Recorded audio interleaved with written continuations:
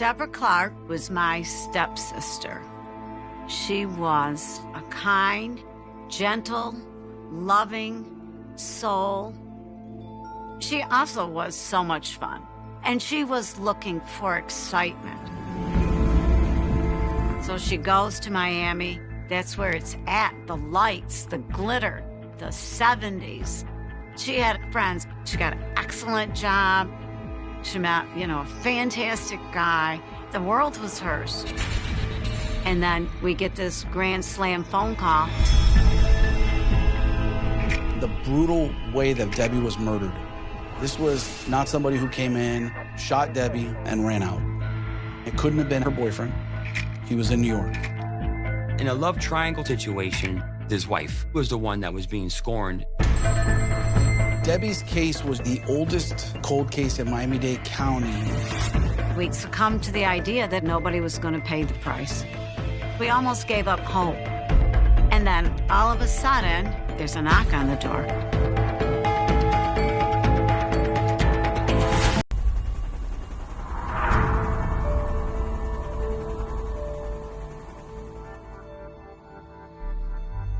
My sister Debbie was a typical small city girl that wanted to lead a different life.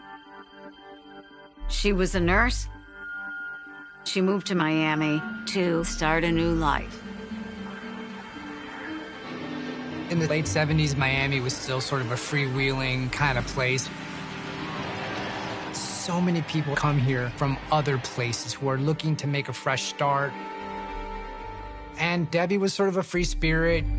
She had a lot of ambitions, a lot of dreams.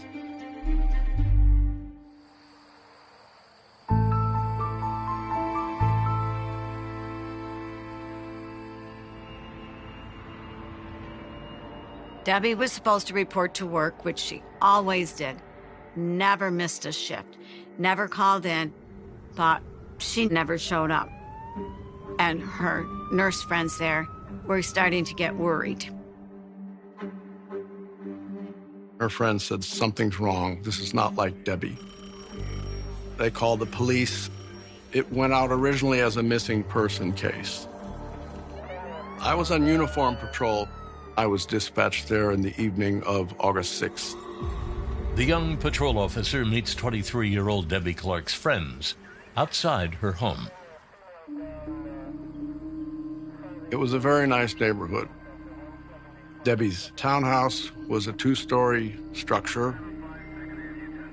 A lot of missing person cases, people just take off and forget to tell their friends, but she's not the kind of person to do something like that. Also, her car was there. So she didn't just go away for the weekend, or if she did, she didn't drive herself.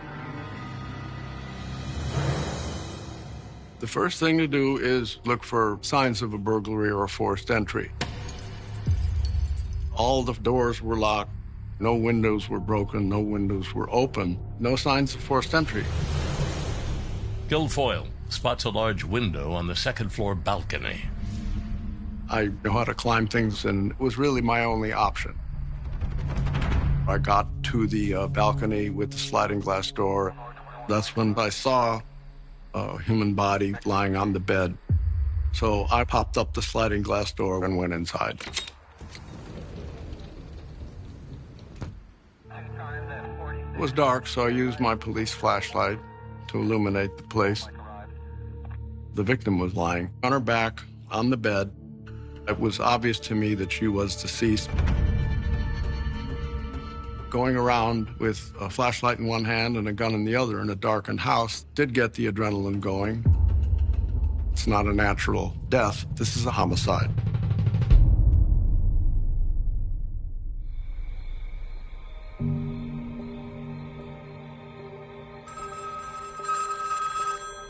I get the phone call.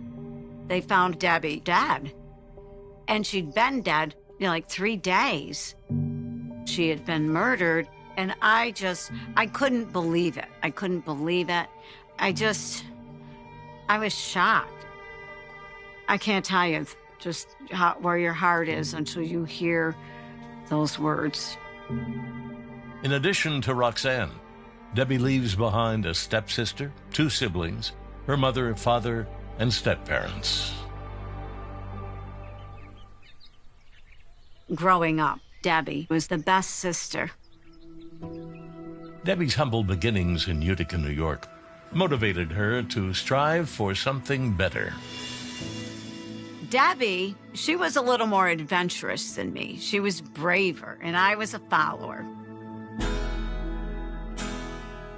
At 17, Debbie convinces her younger sister to take a bold and risky trip to sunny California.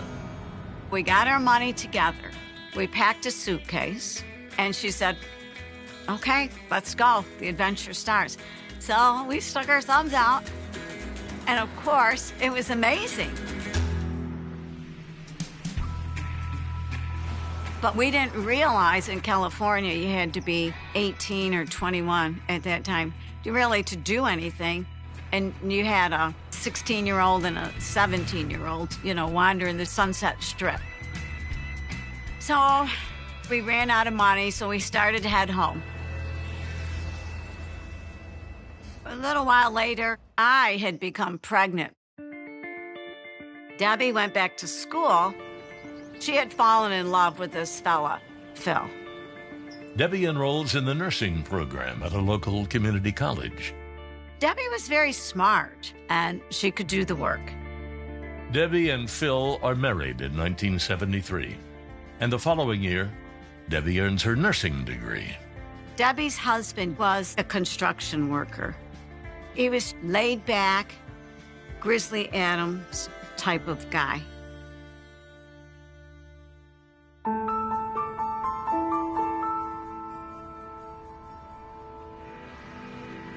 And one day, Debbie called me, and she said, "Roxanne, I'm at Syracuse Airport with the vehicle."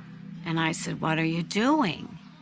And she said, "Well, Phil's become more like a brother to me. I've decided to go to Miami and start a new life." So she goes to Miami, gets a job in the emergency room. Debbie and Phil were still married, but she was ready to move on.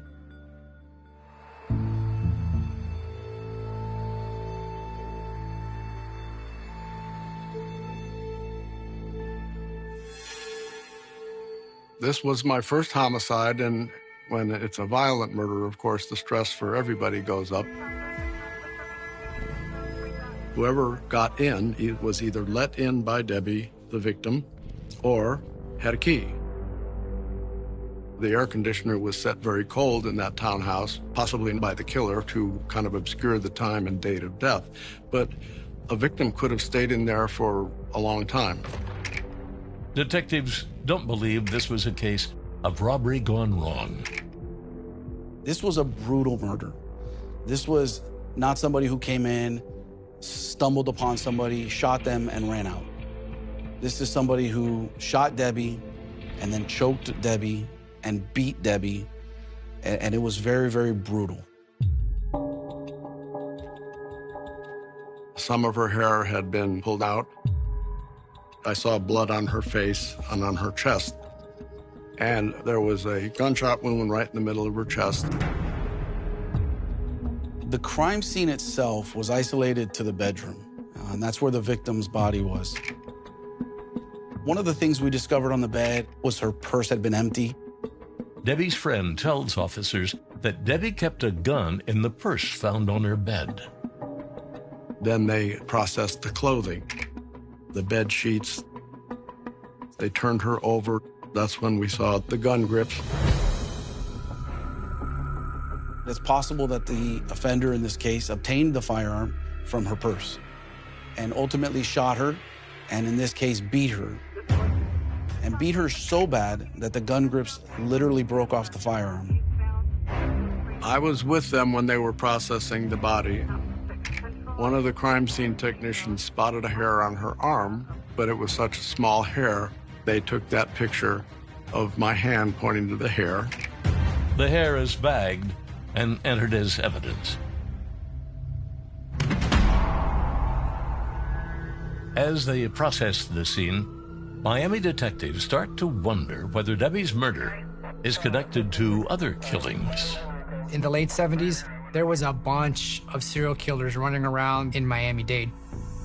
We had a guy picking up hitchhikers and leaving their bodies around. A guy by the name of Samuel Little ended up being the most prolific serial killer in American history. In the months leading up to Debbie's murder, there had been a rash of killings in Miami's Carroll City neighborhood. Those other victims had been gunned down, just like Debbie. The Carroll City serial killer committed several murders in the same place on the same day. He killed the homeowner, and family members walked into the house one after the other, and he took all of them out. The Carroll City serial killer became an interest to us.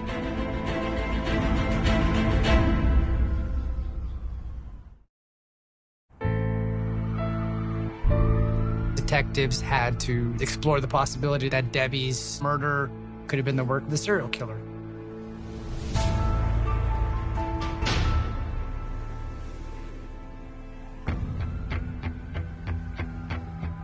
The Carroll City serial killer became an interest to us. A spree of killings that began in October 1974 is now making news. Just 8 days before Debbie Clark's murder, 6 people were shot and killed in their Carroll City home. The weapon of choice of the serial killer was a .357 Magnum. We needed to compare the projectile that was found in both cases. The autopsy report gives investigators an important clue. The projectile that was found in Deborah's case was a Harrington and Richardson top break .38 caliber. It did not match with the gun that serial killer used. The Carroll City killer is eliminated as a suspect. Debbie was murdered on August the 4th, 4 days before her body is discovered. The medical examiner's autopsy revealed that Debbie hadn't just been shot. If it was just a burglar, they might have just shot her, right? Or they wouldn't have had a gun and they would have just beat her. But in this case, it was both. And that kind of indicates a level of intimacy, a level of it being personal between the killer and the decedent. Debbie's mother was very overwhelmed when the detectives told her that she had been murdered. Debbie's father worked in a factory down in Utica, the 3 to 11 shift. And back in the 70s, he didn't make a lot of money. Her father flew down to Miami. He wanted to do everything to help bring his daughter's murderer to justice. He was interviewed by the detectives, and he said Debbie was married before to a man named Phil Clark. An ex-husband is a logical suspect. Phil was quite a bit older than her, and he wasn't very adventurous. I think just becoming that everyday, mundane housewife at 22 just wasn't cutting it for her. Debbie's father tells investigators his daughter was seeing someone new. Everybody in the family really liked Alan. He was personable, he was gracious, friendly, he had money. He was a big real estate mogul. His father was very wealthy and well-known in Miami area. So he showed Debbie quite the glamorous life.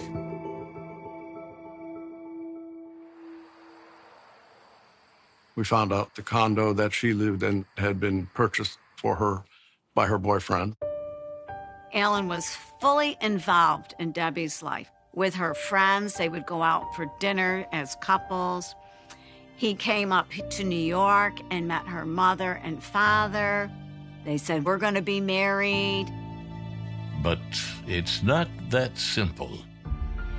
Debbie and Phil were still married, and Debbie knew that Alan was married too because he had a son, and he would bring his son over to Debbie's condo.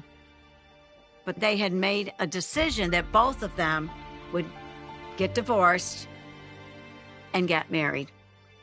And in fact, when the detectives went into Debbie's condo, her divorce papers were on her nightstand. The official divorce had gone through probably about a week before she was murdered.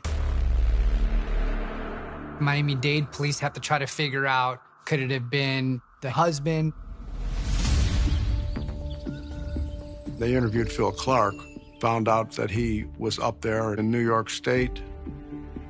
Apparently, the divorce was friendly.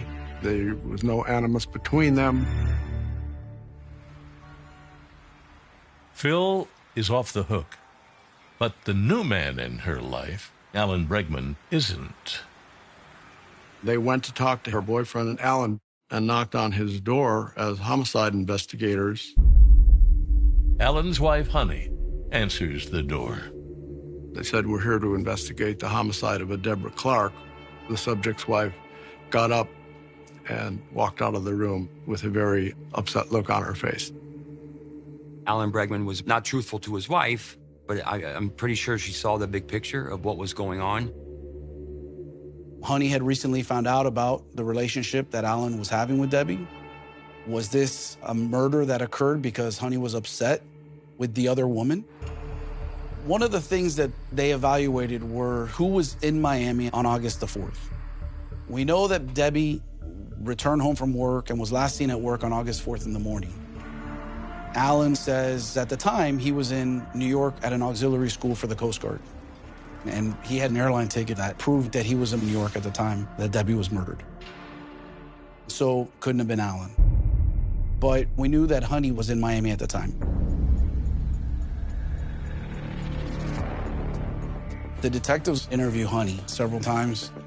They believe that in a love triangle situation, Honey was the one that was being scorned. Maybe Deborah was killed by Honey Bregman. Honey now becomes a suspect.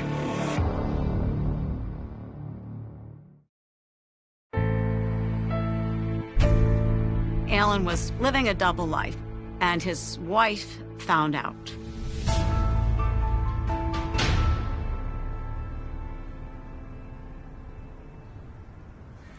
We knew that Honey was in Miami at the time of the murder. When police question her, Honey points them to someone else. Honey Bregman mentioned they had a landscaper by the name of Ray Sobel. And she also told us that Ray Sobel was the maintenance caretaker of the apartments where Deborah was killed. And that he had the key and access to the apartment. Ray also was in Miami on August 4th, the last day Debbie was seen alive. We know Ray Sobel was here at the time, and we knew that Honey was in Miami at the time.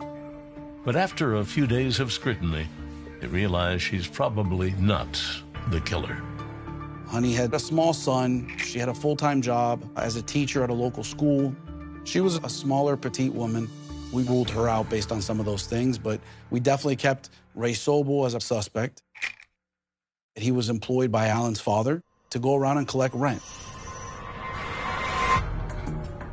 Alan Bregman's father was very powerful. He was very wealthy. Ray Sobel was very loyal to Alan Bregman. Alan and Ray did everything together. He was somebody who knew everything about Alan, including the relationship that Alan had with Debbie. He's someone that maybe doesn't have a direct motive to want to harm Debbie. But this is someone that works for the Bregmans, that wants to keep working for the Bregmans. It was something they could not discount, that he was doing this on behalf of someone else in the Bregman family. Ray had been contacted by the police, but he was very reluctant to speak. He lawyered up. Did Ray Sobel know what had happened? Possibly. Did he have an involvement in it? Possibly. With no physical evidence, police can't tie Ray to the crime. But we definitely kept Ray Sobel as a person of interest.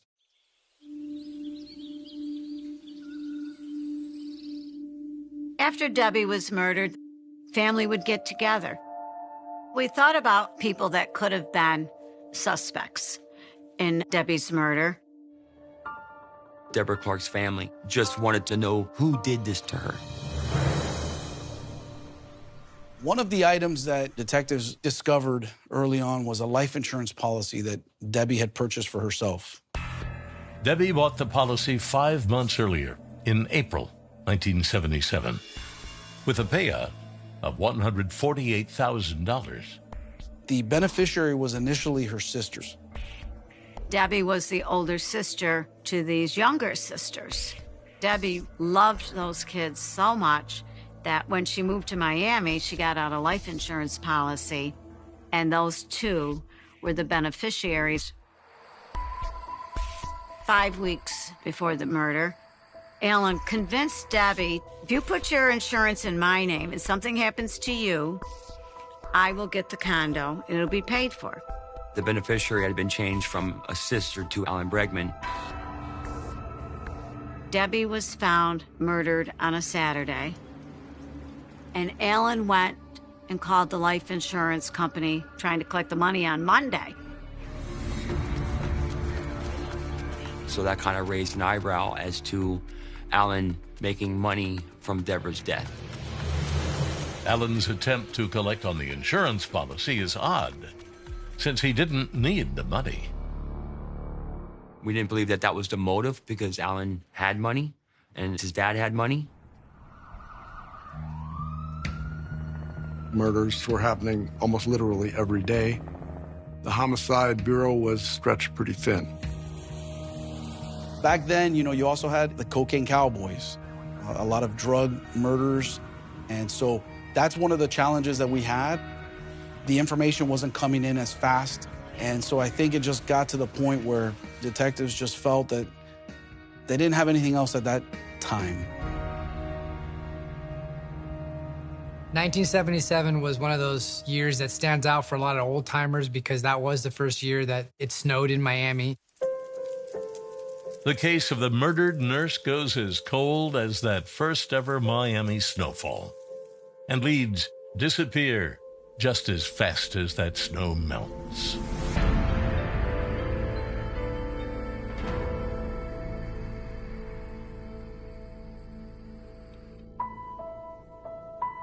Debbie's father couldn't stay in Miami through the investigation, and he always felt guilty that he didn't do more to help the police find the killer.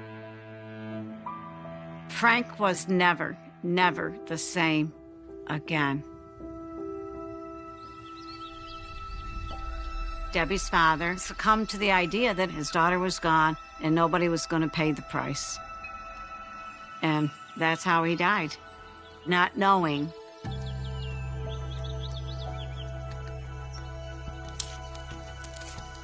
I could not forget the case. I ended up getting a little more rank. You could talk to the homicide detectives, and I did so a number of times. I even did it after I retired. My belief was that this case was solvable.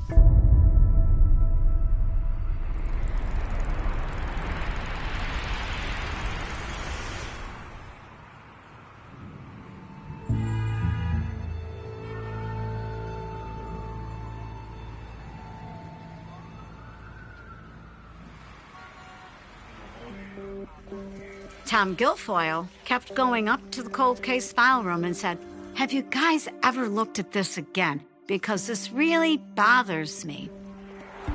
They got the cold case file down and they started going through it. And they're like, my goodness. And that's when the ball started rolling. When we started to look at the case file, we realized that this will break this case open.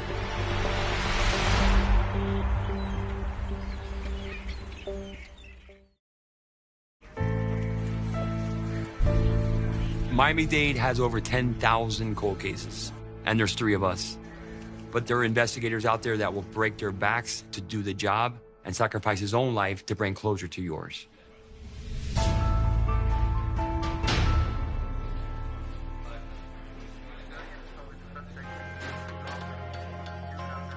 We opened up this large box. We were able to identify pictures from the crime scene.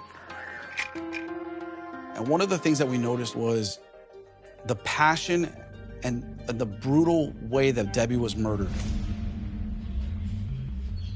Investigators wonder if the killer left behind traces of his DNA during his attack on Debbie. Back in 1977, they had no idea what DNA was. We wanted to see what physical evidence we still had in our possession that we can test with current technology today. We saw a photograph of a hair on Deborah Clark's arm. We knew that the hair could have been left by the killer. There was a specific lab located in Virginia that would crush the hair to obtain mitochondrial DNA. Myself and Detective Grossman flew to Virginia. We wanted to make sure we hand-delivered it. Lab testing is one of those things that could take months, in some cases could take years. It really puts you in a state of, okay, what do we do? And trying to figure out other things that need to be done in the meantime. As a cold case investigator, one of the things that we do is determine what witnesses are still alive. What we know about Alan is that he ultimately moved to Boca Raton. He raised his son. He didn't really have any other run-ins with the law. Alan Bregman's wife, Honey, had already been deceased by that time. Honey died 11 years earlier in 2004. Ray Sobel, Debbie's apartment maintenance man, and her boyfriend Alan's pal, however, is still alive. He agrees to meet with Detective Denmark. Ray Sobel lived in a trailer park in Naples, Florida. We knew that Ray had interacted with the police back in 1977. 38 years later, his demeanor was a little bit different. He was willing to speak with us. He let us in the house. He had us sit down, offered us a drink, said, "What can I do for you?" Ray expressed to us that he had no involvement in Debbie's death. His relationship with Alan was no longer there, so he was willing to tell us what he knew. One of the things we wanted to know was, where were they on August the 4th, at the time of the murder? Ray Sobel says Alan Bregman had gone to a Coast Guard search and rescue school in New York. He had completed Sunday, Monday, Tuesday, Wednesday, and got the phone call that his wife had found out about Deborah Clark. Ray tells detectives that Alan returned to Miami from New York on Thursday, the day Debbie was murdered. Debbie thought she was the number one. Alan says, "Hey, we got to cool things down. Can we take a break?" And Debbie said, "Why do we need to take a break? You're with me." We think that that's sort of where the aggression took place, which ultimately led to her murder. Detectives Denmark and Grossman still need to prove Alan was even in Miami when Debbie was killed. One of the items that we found in the file was an airline ticket from Eastern Airlines. These were paper tickets, like with the scan, with the little holes punched out. We found a group out of Miami International Airport of older flight attendants. They knew every code that was written on that ticket, knew what the change codes meant. Alan changed his airline ticket. What we discovered was he changed his date of arrival from Sunday to Thursday. And that's when we believe the murder took place. He's lying. Anytime someone provides you with an alibi as to their whereabouts at a specific time that you can disprove, that's a huge piece of evidence. This is where we started focusing more on Alan.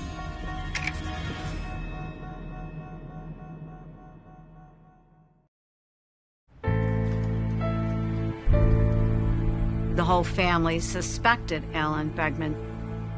Debbie's mother had a feeling it was Alan Bregman, but until it's proven and done, you just suspect.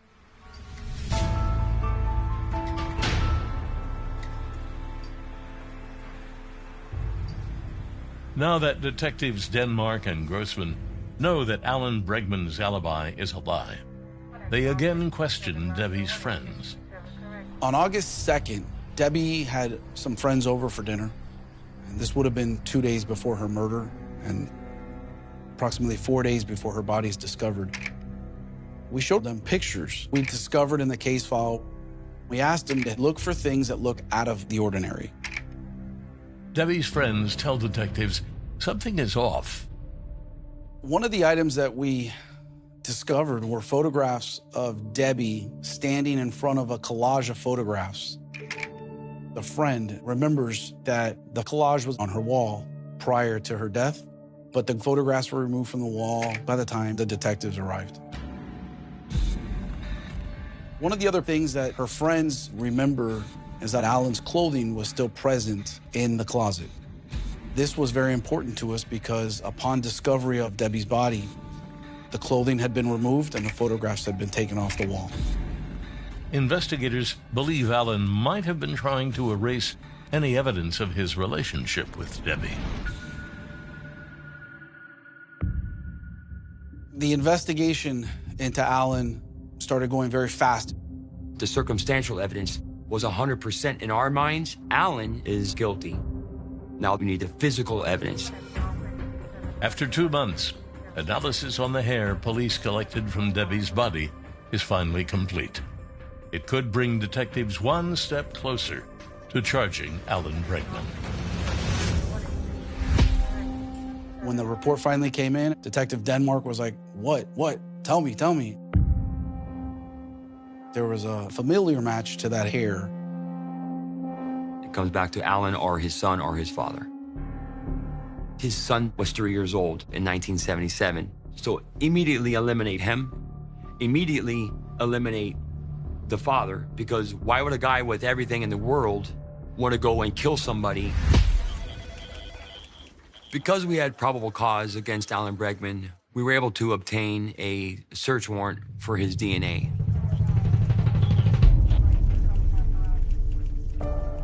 The now 75-year-old real estate agent meets detectives at his lawyer's office. I was looking at his behavior. He played the role of almost like a victim. How dare we investigate him? We got a phone call saying his DNA matched. When I learned that the DNA matched 39 years after the murder, I was extremely, extremely happy, satisfied, almost elated. The decision was made to prepare an arrest warrant for Alan Bregman. Upon receiving the information that he moved from Boca Raton to North Carolina, we immediately contacted the local authorities in North Carolina. We told them to please go to his residence right away and to physically arrest him.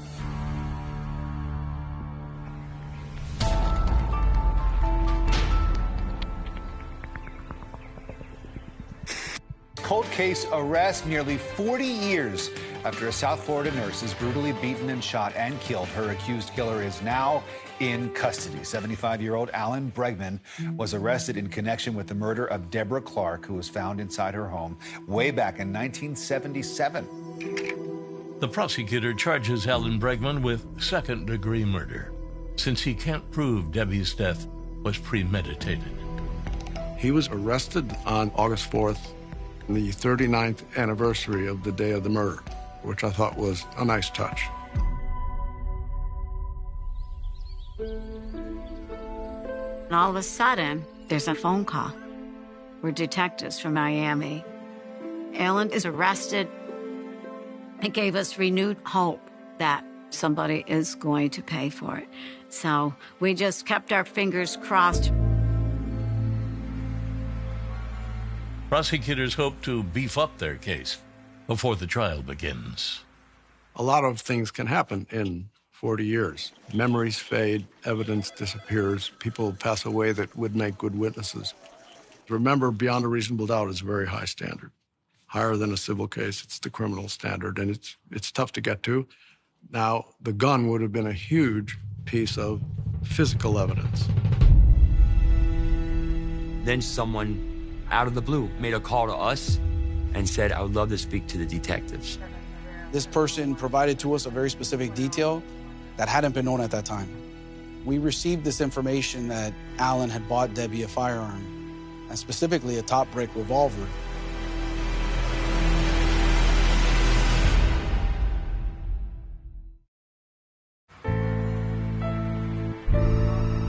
We got a phone call from Joe Thompson. He lived in Champaign, Illinois, and wanted to speak to us about our suspect, Alan Bregman.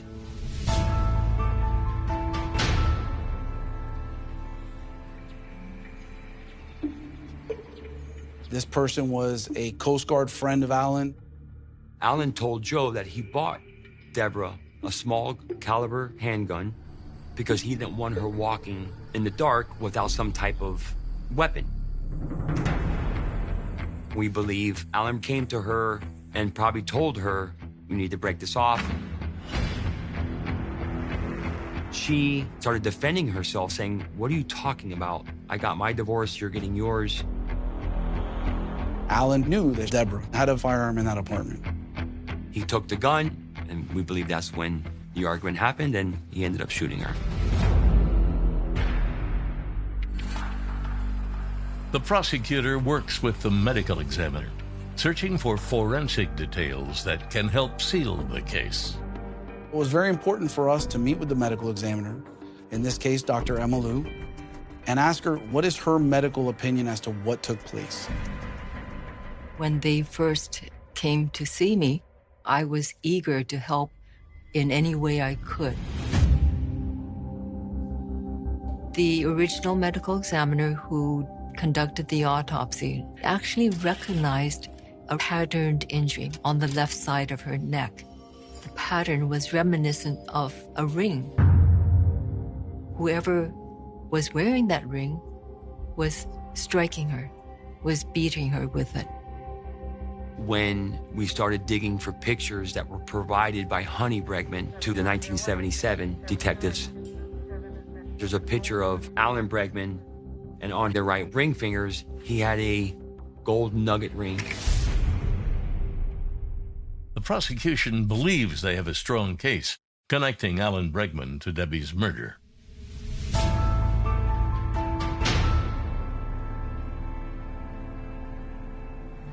Four decades after Debbie Clark's murder, the trial of 75-year-old Alan Bregman begins. Alan pleads not guilty to the second-degree murder charge. We believe we have a pretty good case on Alan Bregman. But there's a wrinkle that could bring the case to a screeching halt. There was a quirk in the Florida statute that has since been corrected, that there was a 4-year statute of limitations for second-degree murder. In our minds, she was murdered. How can there be a statute of limitation if you're murdered? The only way that was possible was the jury had to make a finding not only that he murdered Debbie, but he did it with a firearm. There's no statute of limitations on second-degree murder if the killer uses a firearm. We know that she was shot, strangled, and beaten. If the jury would have found him guilty of second-degree murder without the firearm, in essence, Alan would have walked out of that courtroom. This was the first time we saw pictures of the crime scene. To see those pictures and think of Debbie's final moments and how she must have felt. We know she was crying. She had tissue in her hand when they found her body. One of the questions that the jury sent out was related to the order in which Debbie was killed. We know that she was beaten and she was shot. Although I do not know exactly which event came first, she was shot in the lower chest region, and that caused a lot of internal bleeding, and that's what finally killed her.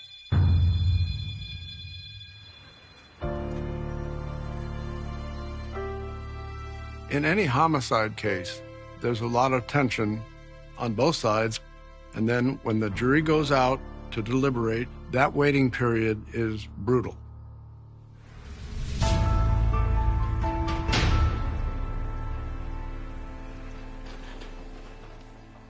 When they said the verdict was in, you could have heard a pin drop. There is a certain box on the jury form that has to be filled out, firearm or not. And if they decided to not check that box, just find him guilty of murder, then he would have walked out that court a free man.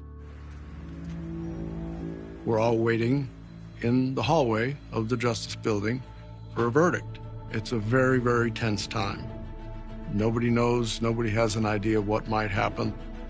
When that verdict come back, as this one did, guilty, it's a huge relief. 42 years after Debbie was killed, Alan Bregman is found guilty of second-degree murder by a firearm. He's sentenced to life in prison. I can't tell you just where your heart is until you hear those words. It's just such a glorious feeling. This was the day that they've been waiting for 40-something years. Debbie's mother is alive through the trial, and we kept in touch with her daily, but she's very elderly. She couldn't make the trip down. When he was convicted and sentenced, she breathed a sigh of relief. She would say, I knew it all along.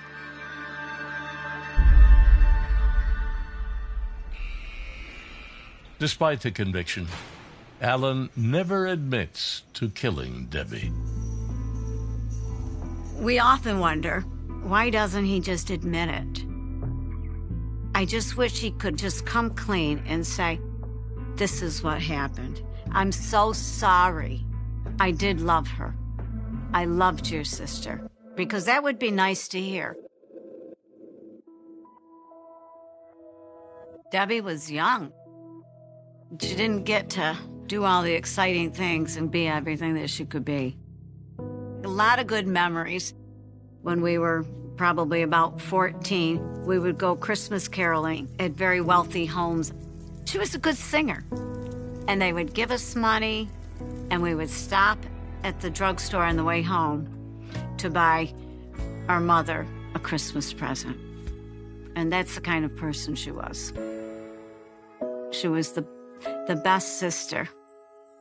She's never forgotten.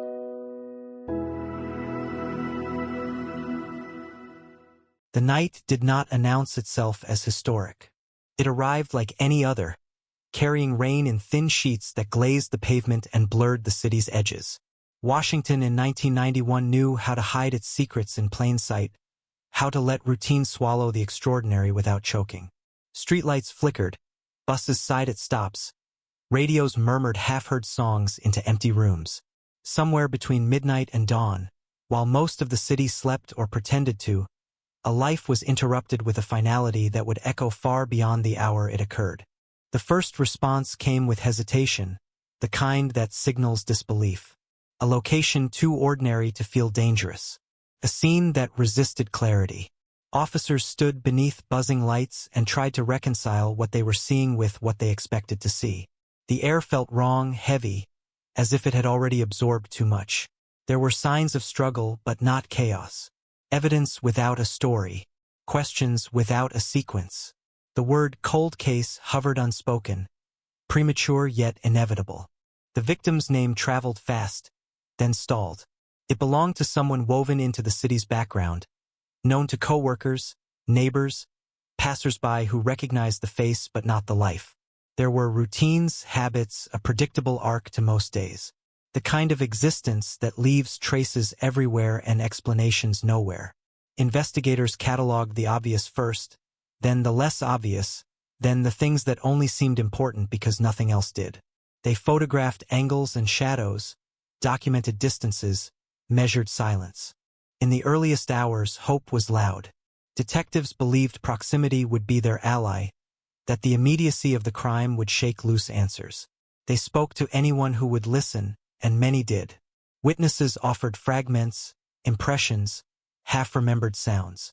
A door closing, a voice raised, footsteps that didn't belong. Each detail felt promising until it didn't. Timelines slipped. Accounts contradicted. The city closed ranks, not out of malice, but out of uncertainty. Media arrived quickly, cameras hungry for shape where there was none. Headlines used careful language, heavy on restraint, light on speculation. Officials echoed that restraint, emphasizing cooperation, progress, commitment. Behind the scenes, the investigation strained under the weight of expectation. Washington had no patience for mysteries that lingered. This was supposed to move fast, resolve cleanly, reassure everyone that the system worked. Evidence accumulated without cohesion, fibers that matched too many things, marks that could be anything, objects out of place but not enough to accuse. Then there was the fingerprint, partial, faint, lifted from a surface that barely registered as significant. It didn't command attention. It didn't promise answers. It was logged because protocol demanded it, not because anyone believed it would matter. In 1991, fingerprints were powerful when they were clear, decisive when they were complete. This one was neither. Days passed. Leads thinned. The city's attention drifted, pulled by fresher stories, louder crimes. The investigation persisted, fueled by professional obligation and personal pride. Detectives returned to the scene, walked the same paths, stared at the same walls, hoping repetition might reveal what instinct had missed. Didn't. The case began to cool, slowly at first, then all at once. The family learned a new vocabulary. Pending, inconclusive, ongoing. Words that sounded active but felt static.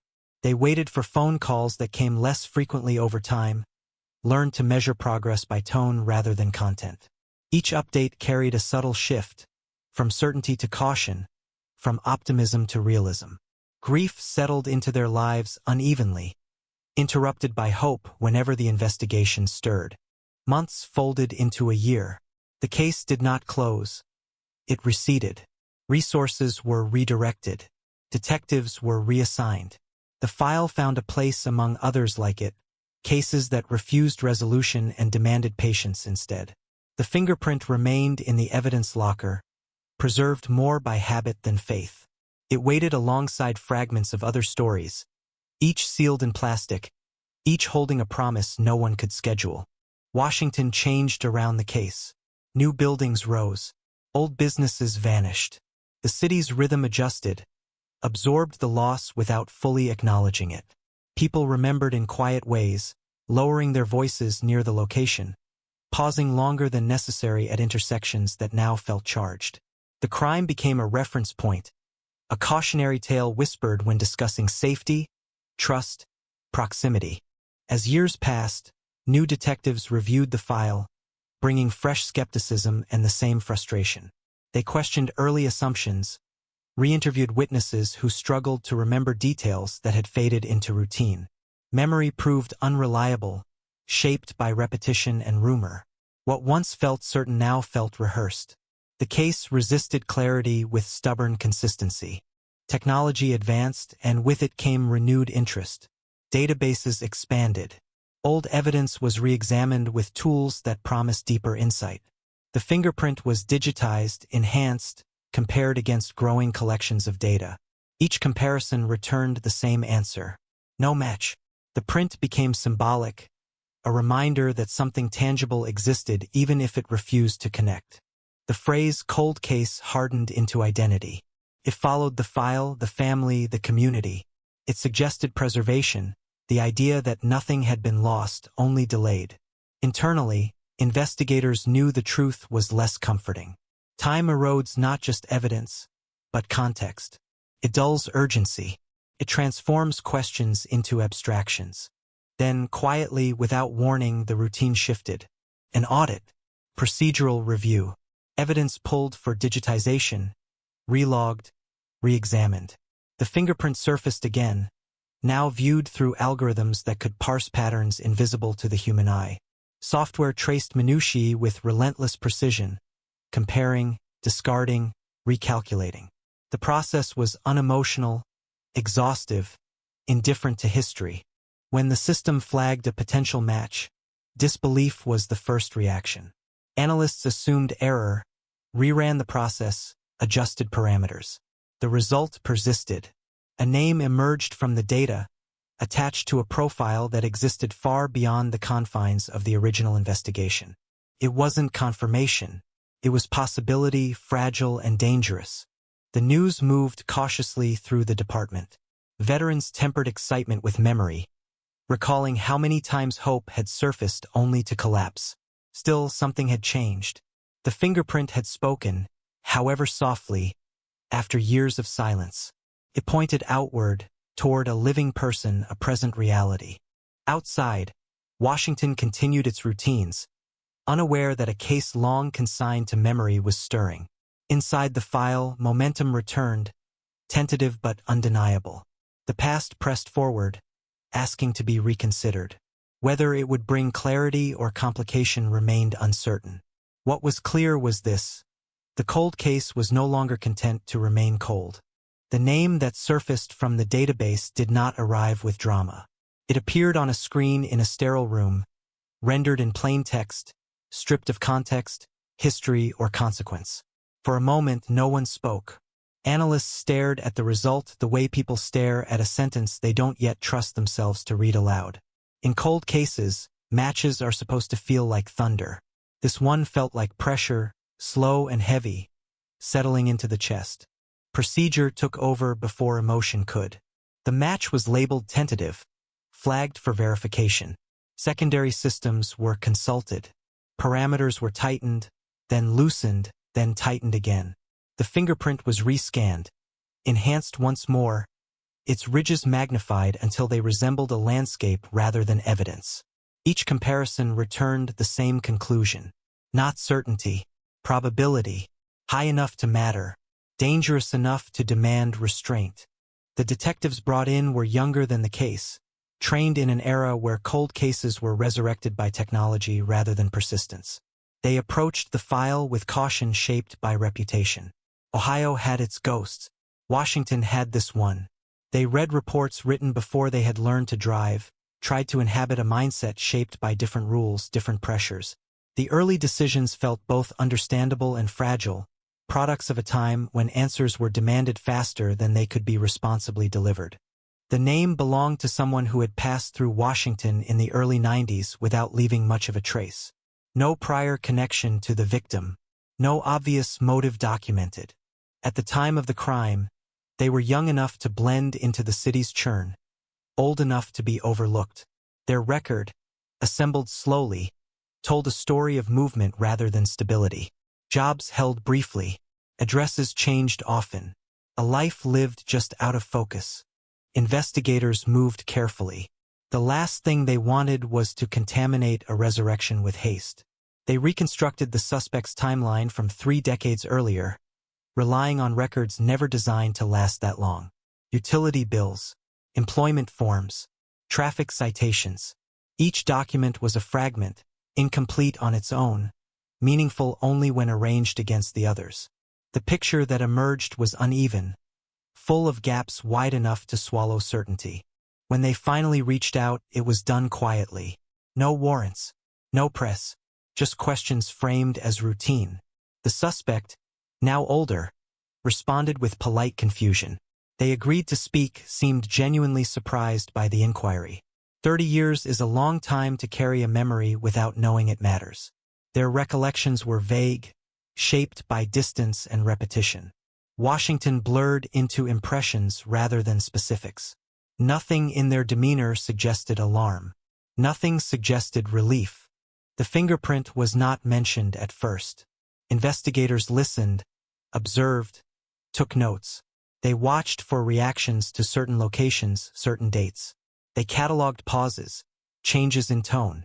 The interview ended without confrontation, leaving more questions than answers. Outside, the detectives compared impressions, careful not to read too much into absence. In cold cases, silence can mean anything.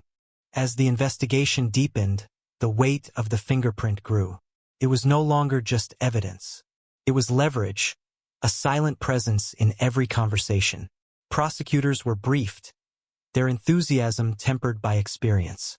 Fingerprints age better than memories, but they are not immune to context. Print proves contact, not intent. Presence, not action. The challenge would be building a narrative strong enough to survive scrutiny decades after the fact. The family was notified cautiously.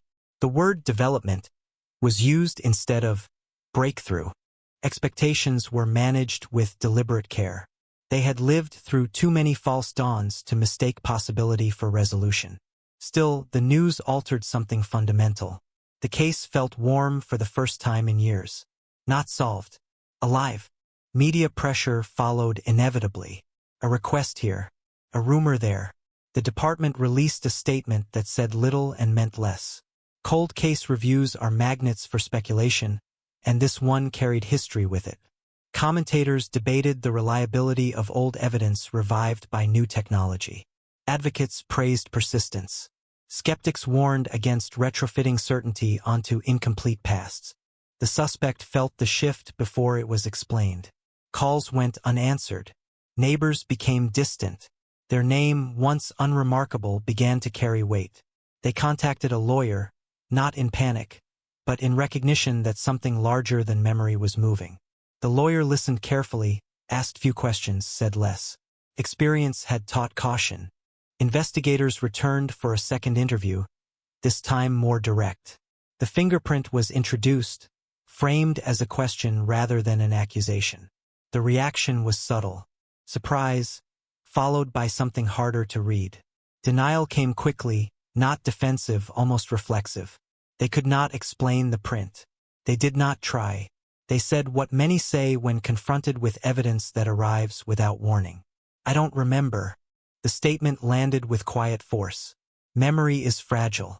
30 years can erase whole chapters. But fingerprints do not forget. They persist, indifferent to time. The tension between those two truths defined the room.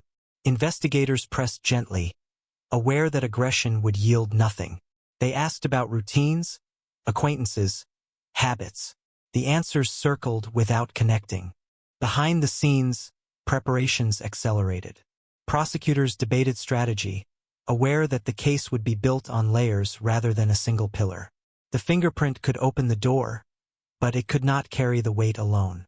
They needed corroboration, something that anchored the print to the narrative of the crime. Time had taken much of that with it. Cold case units are trained to accept asymmetry. They know that closure often comes unevenly, with more questions answered than silenced. This case demanded that mindset. Every step forward revealed another absence. Witnesses had died. Records were lost. Locations had changed beyond recognition. The city itself had rewritten the map. Still, momentum mattered. A warrant was drafted, reviewed, revised. The decision to arrest was not taken lightly. It represented more than legal action. It was a declaration that the past could still assert itself, that time did not grant immunity from consequence. When the arrest finally came, it was quiet. No spectacle. Just the sound of handcuffs and the hum of traffic continuing. Indifferent. The headline arrived later. Washington 1991 cold case solved. DNA from evidence locker leads to arrest. It simplified what was anything but simple. DNA was easier to explain than fingerprints, easier to trust. The public absorbed the narrative eagerly, relieved by the promise of resolution. The system had worked.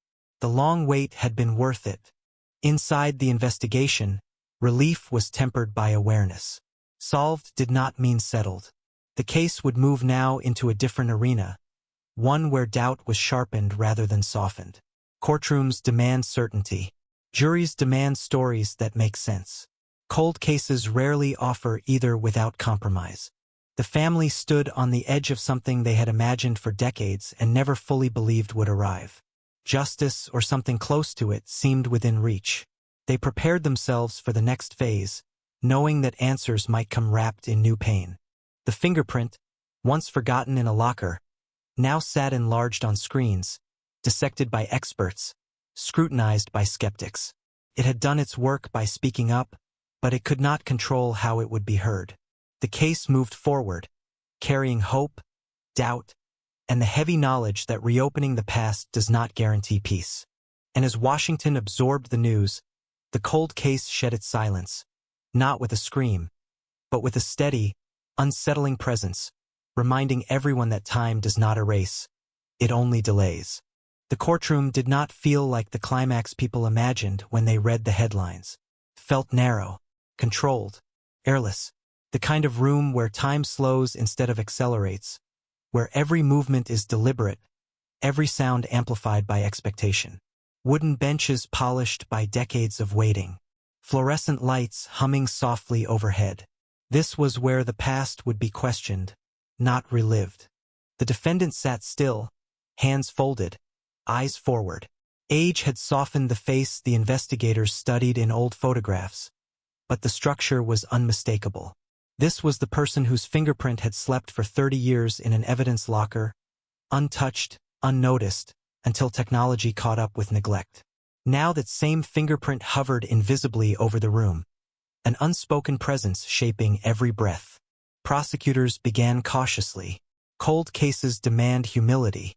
They do not allow for dramatic openings or sweeping claims. The first witnesses established groundwork. The crime scene, the year, the chaos of the original investigation. Jurors listened to a world that felt distant, almost fictional. No smartphones, no GPS paper files stacked high, typed reports smudged with carbon copy ink. Mistakes were easier then, so were omissions. When the fingerprint expert took the stand, the room shifted. This was the moment people had come for, the bridge between past and present. The expert spoke calmly, methodically, describing ridge patterns and points of comparison.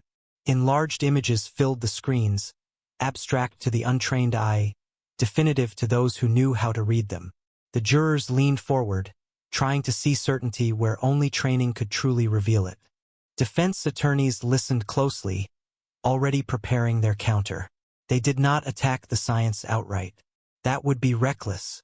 Instead, they attacked the chain, the locker, the handling, the decades of vulnerability where evidence could be misplaced, misidentified, misunderstood. They asked about standards from the early 90s, about how many hands had touched the print before it was sealed away. Doubt crept in quietly, like a draft under a closed door. Outside the courtroom, the community argued. Some believed fiercely in the promise of technology, in the idea that truth could wait patiently for the right tools. Others saw danger in resurrecting cases with incomplete memories and incomplete safeguards. Social media amplified every opinion, compressing decades of nuance into slogans and outrage. The case became a mirror, reflecting whatever people already believed about justice. Inside, the family sat together, bound by shared history rather than certainty. They watched the proceedings with careful restraint, aware that reactions could be misinterpreted. Their grief had evolved over time, changing shape but never disappearing. Now it was being examined under bright lights, dissected by strangers. Closure, they were learning, was not a clean ending. It was another kind of beginning. The defense called its own experts, former investigators, forensic consultants, people who spoke about limitations, about how evidence degrades not physically but contextually. A fingerprint without a clear narrative, they argued, was a question mark, not an answer. The defendant's life was laid out in fragments, emphasizing ordinariness. Jobs, family, absence of violence. The implication was subtle but clear. Monsters do not age quietly. Prosecutors responded by returning to the scene, reconstructing movement and opportunity. They pointed out inconsistencies in the defendant's statements, gaps that could not be easily explained away by time. They did not claim memory was a lie. They suggested it was selective. Memory, after all, protects as much as it forgets. As days passed, the tension thickened. Jurors were asked to do something inherently unnatural, to collapse 30 years into a single decision, to weigh science against doubt, history against possibility. Each night, they went home carrying pieces of the case with them, replaying testimony, staring at ceilings, wondering which details mattered most.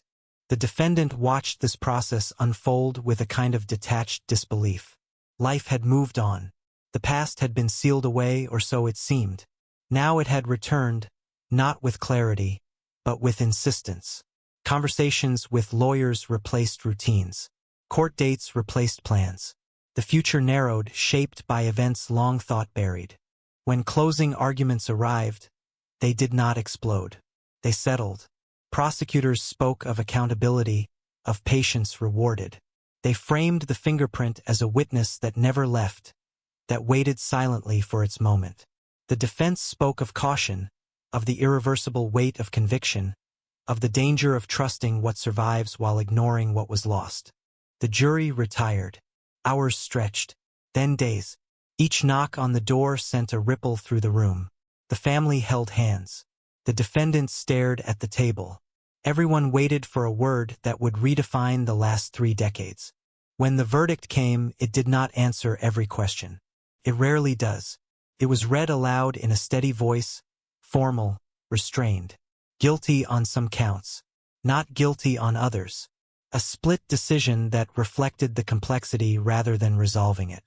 Justice in this moment was imperfect, uneven, contested. The room reacted in fragments.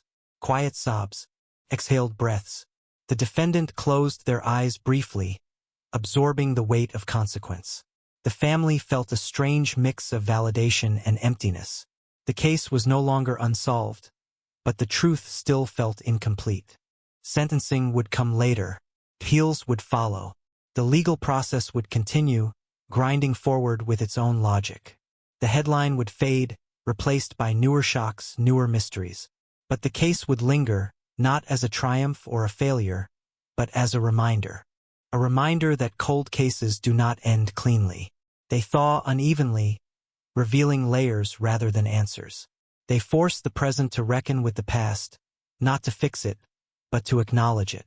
The fingerprint had spoken, but it had not explained itself. It had pointed, not confessed.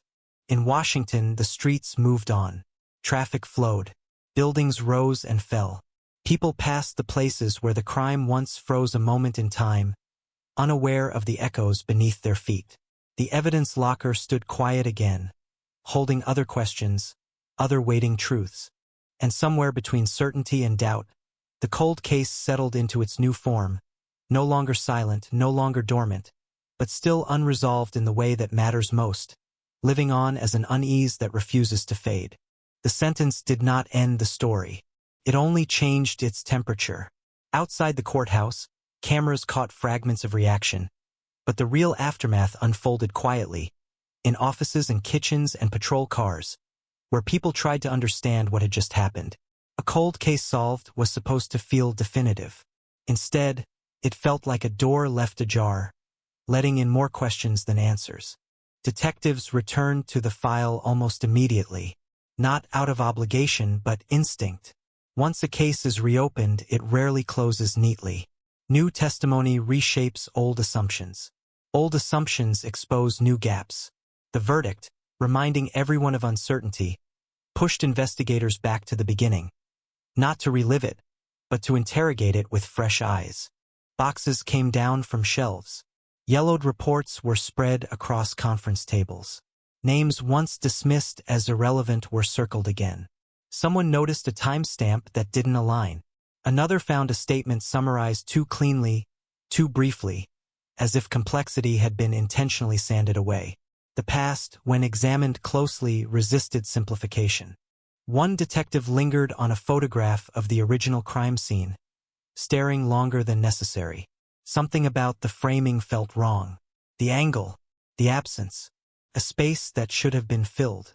It wasn't evidence. It was intuition, the kind born from years of seeing how scenes lie by omission. That unease spread, quietly, through the room. Meanwhile, the defense team prepared appeals.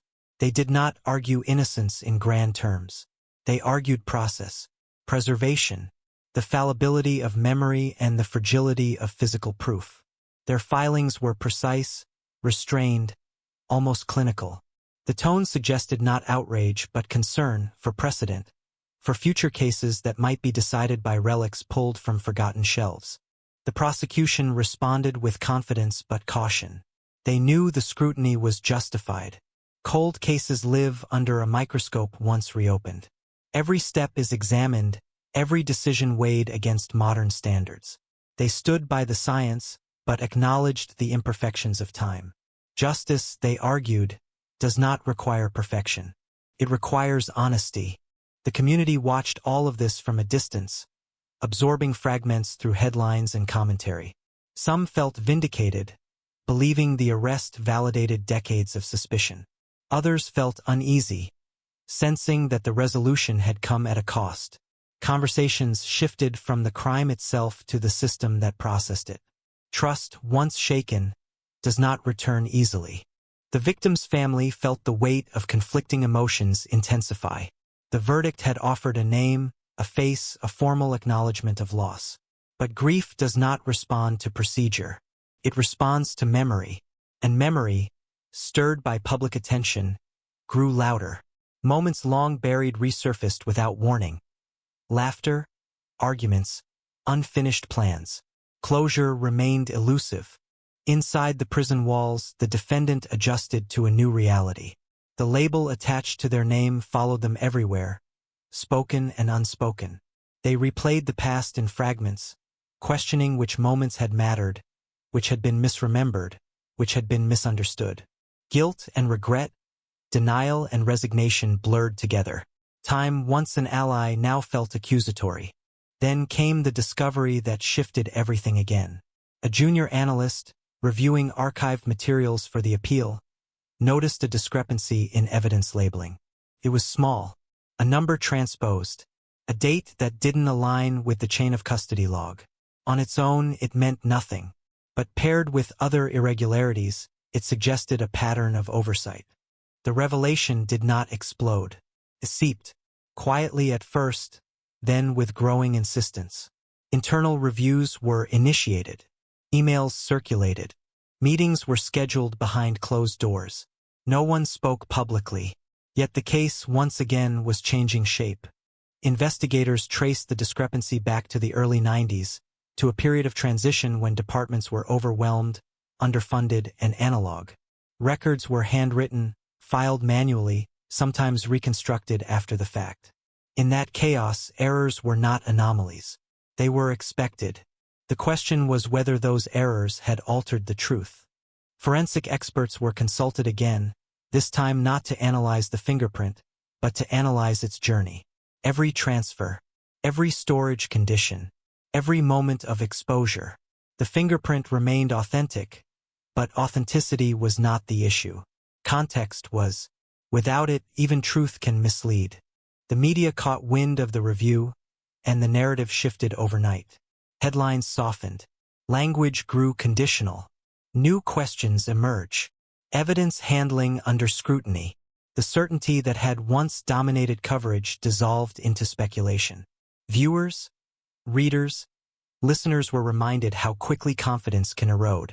In court filings, the defense highlighted the discrepancies, framing them not as proof of innocence, but as proof of doubt.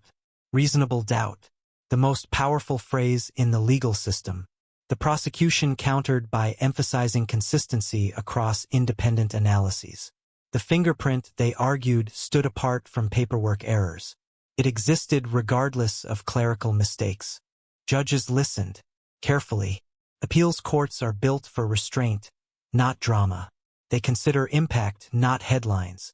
They ask whether errors changed outcomes, whether fairness was compromised. The arguments unfolded slowly, deliberately, with no promises of resolution.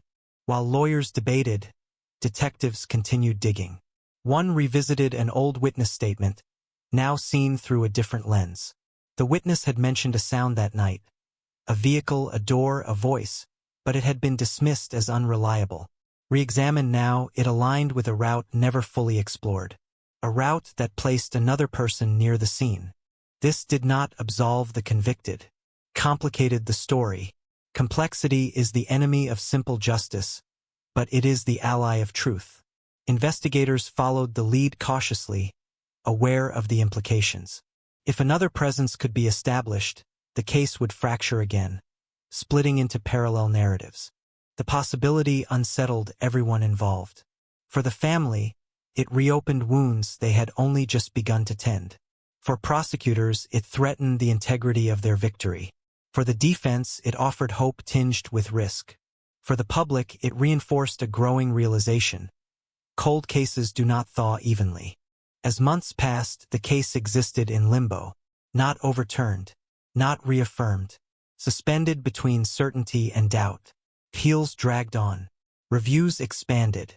The evidence locker, once again, became a place of pilgrimage for those seeking answers it might or might not contain.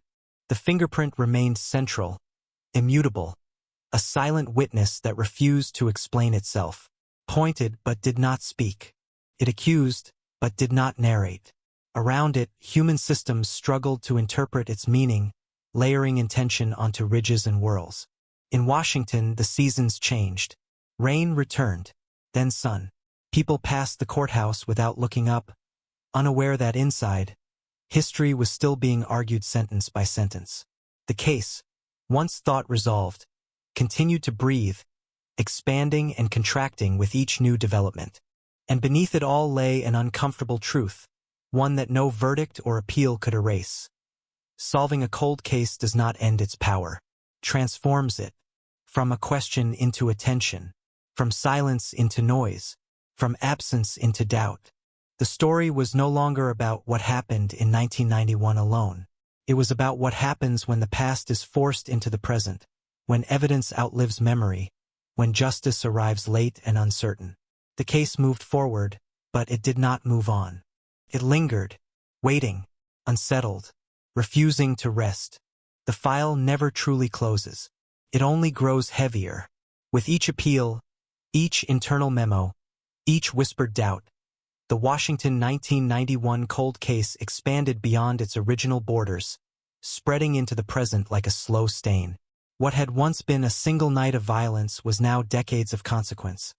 And every person who touched the case felt it cling to them. Inside the evidence locker, the air seemed colder than the rest of the building. Fluorescent lights hummed softly as boxes were pulled out again, their labels rewritten so many times they looked scarred. The fingerprint card sat among them, unchanged, a thin rectangle of paper that had survived administrations, budget cuts, floods of paperwork, and waves of skepticism. It was no longer just evidence. It was an artifact, a symbol, a fault line. Technicians worked carefully, gloved hands moving with ritual precision. They photographed, logged, relogged. They compared old notes with new standards, discovering how much the language of certainty had shifted over the years. Phrases like probable and consistent with now read like warnings instead of conclusions. The science had evolved. The questions had multiplied. At the same time, detectives followed the secondary lead that had emerged almost by accident. The mention of a sound, a presence, something dismissed in 1991 because it didn't fit the narrative investigators were building. That narrative had been urgent, shaped by pressure, by fear, by the need to reassure a shaken community. Now, with time stripped of urgency, the edges of that story began to blur. They retraced routes through neighborhoods that had transformed beyond recognition. Old houses stood beside new developments. Streets had been renamed. Some witnesses were gone, buried or moved far away. Others were still there, older now, surprised to see badges at their doors again. Memory, fragile and unreliable, was asked to perform miracles. One man paused for a long time before speaking. He had been young then, barely an adult, working nights, half asleep most of the time. He remembered headlights. He remembered thinking nothing of them. When detectives pressed gently, he grew uneasy, as if realizing that indifference itself might have mattered. His statement added no clarity, only atmosphere, a sense of motion where stillness had been assumed. Another witness contradicted herself. Dates shifted, details slipped. Defense attorneys would later call it proof of unreliability. Detectives called it human. The truth, as always, lay somewhere in between. Each interview ended with the same frustration. Nothing solid enough to anchor, nothing vague enough to dismiss. In court, the appeal hearings continued. Lawyers spoke calmly, but the stakes were unmistakable. The defense emphasized the accumulation of doubt, the way small inconsistencies could form a crack large enough to let uncertainty rush in. The prosecution reminded the court that doubt is not innocence, and that time erodes perfection, not truth. Judges listened, their expressions unreadable. They asked questions about protocols that hadn't existed in 1991, about standards retroactively applied to actions taken under different constraints. The law, like memory, struggles with time. It demands linearity in a world that rarely provides it. The victim's family attended some sessions, avoiding cameras, sitting quietly. They had learned that public sympathy was fleeting, that outrage moved on quickly. What remained was a private ache, sharpened now by ambiguity. They had waited decades for a name, and now that name felt unstable, like a foundation poured over shifting ground. Community conversations grew darker. Online forums filled with speculation, half-remembered rumors resurfacing as supposed revelations. Everyone became an expert. The case was dissected by strangers who had never set foot in Washington in 1991, who spoke with confidence about decisions made under circumstances they could not imagine. The noise drowned out nuance. Within the police department, tension simmered. Younger officers questioned older practices. Veterans bristled at the implication of failure. No one wanted to believe mistakes had been made, but no one could deny the possibility. Institutional memory clashed with modern accountability, and the collision produced discomfort rather than clarity. One retired detective, contacted late in the process, offered a quiet observation. He said the case had always felt unfinished, even when it went cold. Not because of missing evidence, but because of missing certainty. "We picked the best answer we had," he said. Not the only one. The line echoed through internal reports like an indictment. Forensic experts issued supplemental opinions. They stood by the fingerprint match, but acknowledged limitations.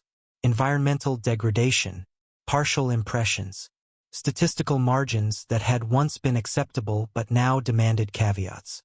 Science did not retract its conclusions. It contextualized them, and in doing so, complicated everything.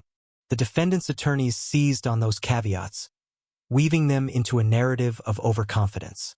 They argued that the fingerprint had become a talisman, relied upon too heavily because it offered something rare in a cold case: tangibility. In a sea of fading memories, it had felt like solid ground. But solid ground, they argued, can still crack. Prosecutors countered by reminding the court that the fingerprint was not alone. It was supported by circumstantial alignment, by opportunity, by absence of alternative explanations. The case, they said, was not built on a single ridge pattern but on convergence. Remove one piece and the structure still stands. Yet convergence depends on perspective. And perspective had shifted. As the legal process ground forward, investigators faced a quiet but profound question. If the conviction were overturned, what then? Reopening the case fully would mean confronting the possibility that the truth had slipped away forever. Witnesses gone. Evidence degraded. Leads exhausted. Justice delayed beyond recovery.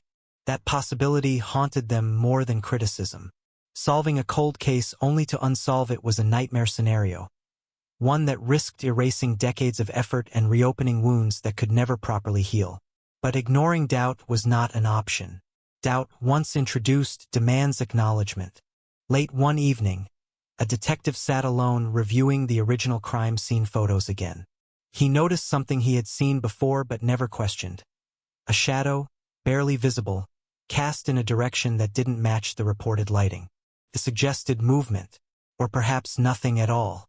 The mind, primed for uncertainty, finds patterns everywhere.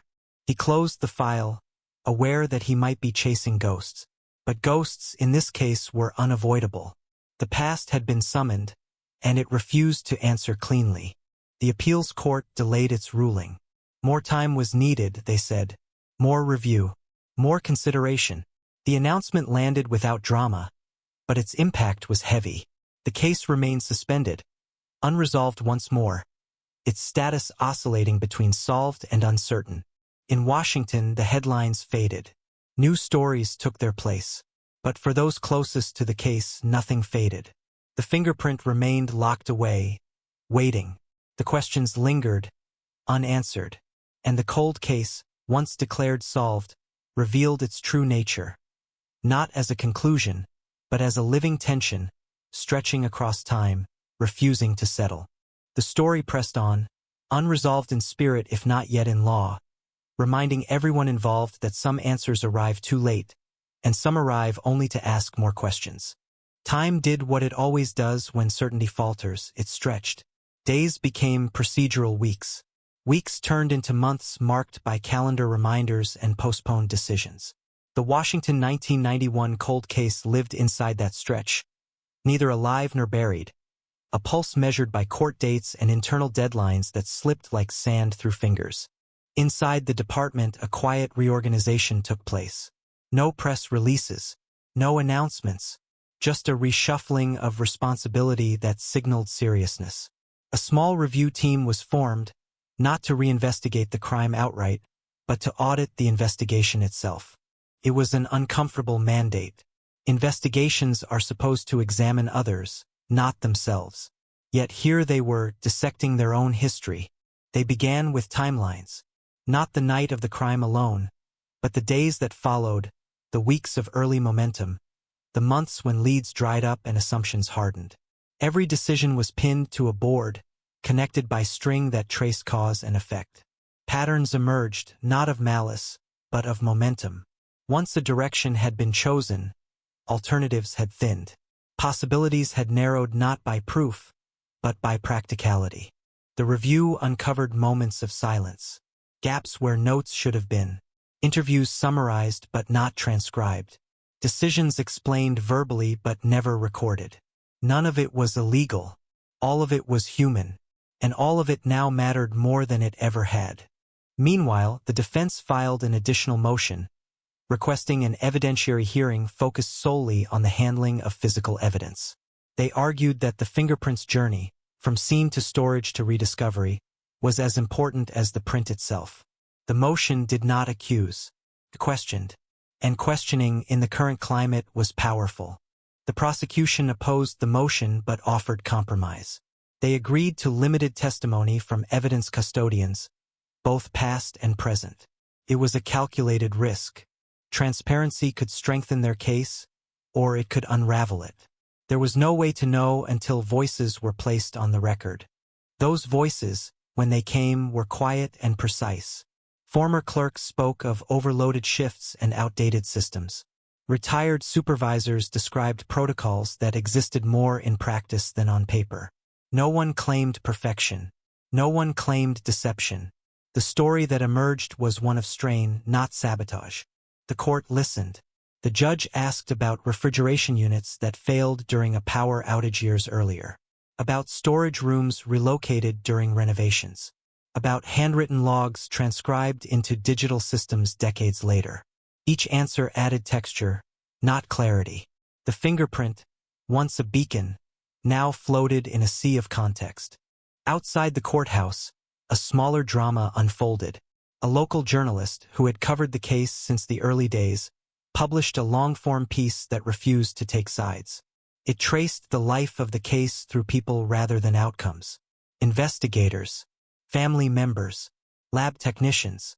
Even the evidence locker itself became a character, a place where truth waited patiently for someone to ask the right question. The article struck a nerve.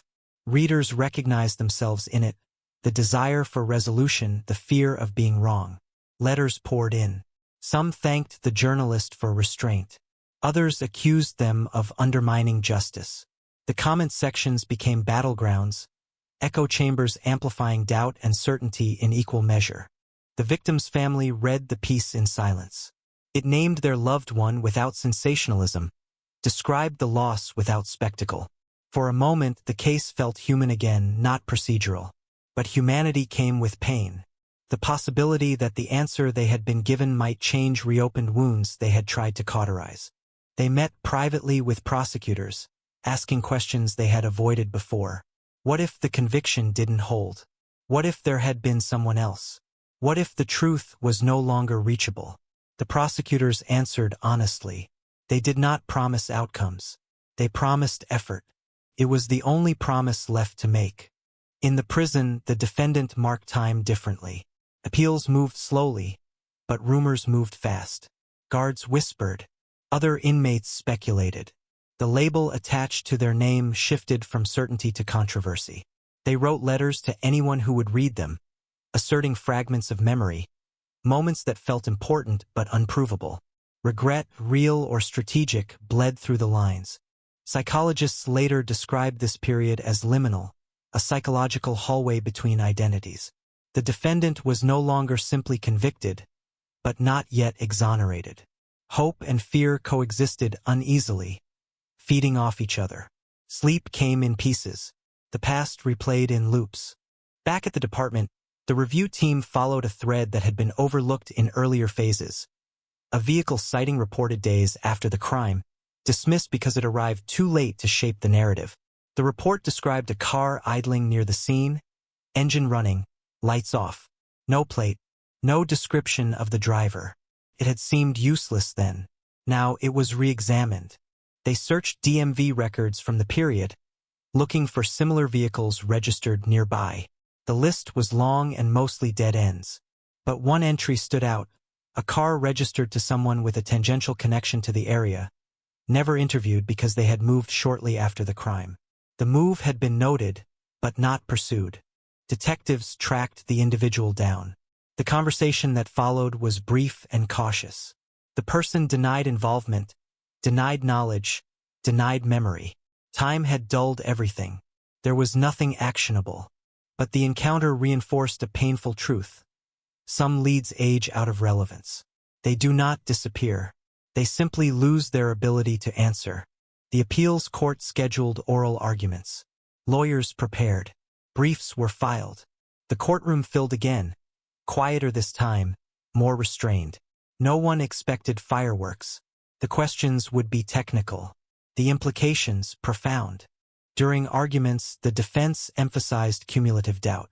Not one flaw, but many. Not one error, but a pattern of assumptions hardened by time. The prosecution emphasized restraint. They argued that the law does not demand perfection retroactively, that justice cannot be held hostage by evolving standards. The judges took notes. They asked about harmless error doctrine, about materiality, about the difference between theoretical doubt and reasonable doubt. Their questions revealed nothing. When the session ended, the case returned to waiting. Waiting did strange things to the narrative. Without new developments, speculation filled the void. Online sleuths revisited the case with amateur zeal, mapping theories that ranged from plausible to fantastical. Some accused authorities of framing. Others accused the defense of manipulation. The truth became a moving target. Amid the noise, one thing remained constant. The fingerprint. Still locked away. Still unchanging. Still pointing without explaining. It had become a mirror, reflecting the biases of whoever looked at it. To some, it was irrefutable. To others, insufficient. The silence was its power. A senior investigator, nearing retirement, spoke privately to a colleague. He said the hardest part wasn't doubt. It was responsibility. If the conviction stood, he would always wonder who else had been near that scene. If it fell, he would always wonder whether justice had slipped away entirely. Either outcome carried weight. The appeals court issued a narrow ruling. They declined to overturn the conviction immediately but ordered additional review of specific evidentiary handling issues. The decision was cautious, surgical. It satisfied no one completely. It extended the life of the case without resolving it. The ruling landed like a pause button. The case did not move forward. It did not move back. It hovered. For the public, it meant little. For those inside it, it meant everything. As winter settled over Washington, the case settled deeper into uncertainty. Snow muffled the city. Streets quieted. Inside offices and homes, the story replayed, unresolved. The cold case, once declared solved, now existed as something more complex. A reminder that answers, when delayed, do not arrive cleanly. They arrive carrying the weight of time, of human error, of hope deferred. And once they arrive, they do not always end the story. Sometimes they only begin the hardest chapter of all. Silence became the loudest sound. After the ruling, phones stopped ringing as often. Emails slowed. The case slipped into a quieter register, where movement happened without announcement and decisions were made without ceremony. This was the phase few people see. The long middle where pressure recedes and only persistence remains. The Washington 1991 cold case entered that phase like a vessel drifting into fog. Inside the department, the review team refined its focus.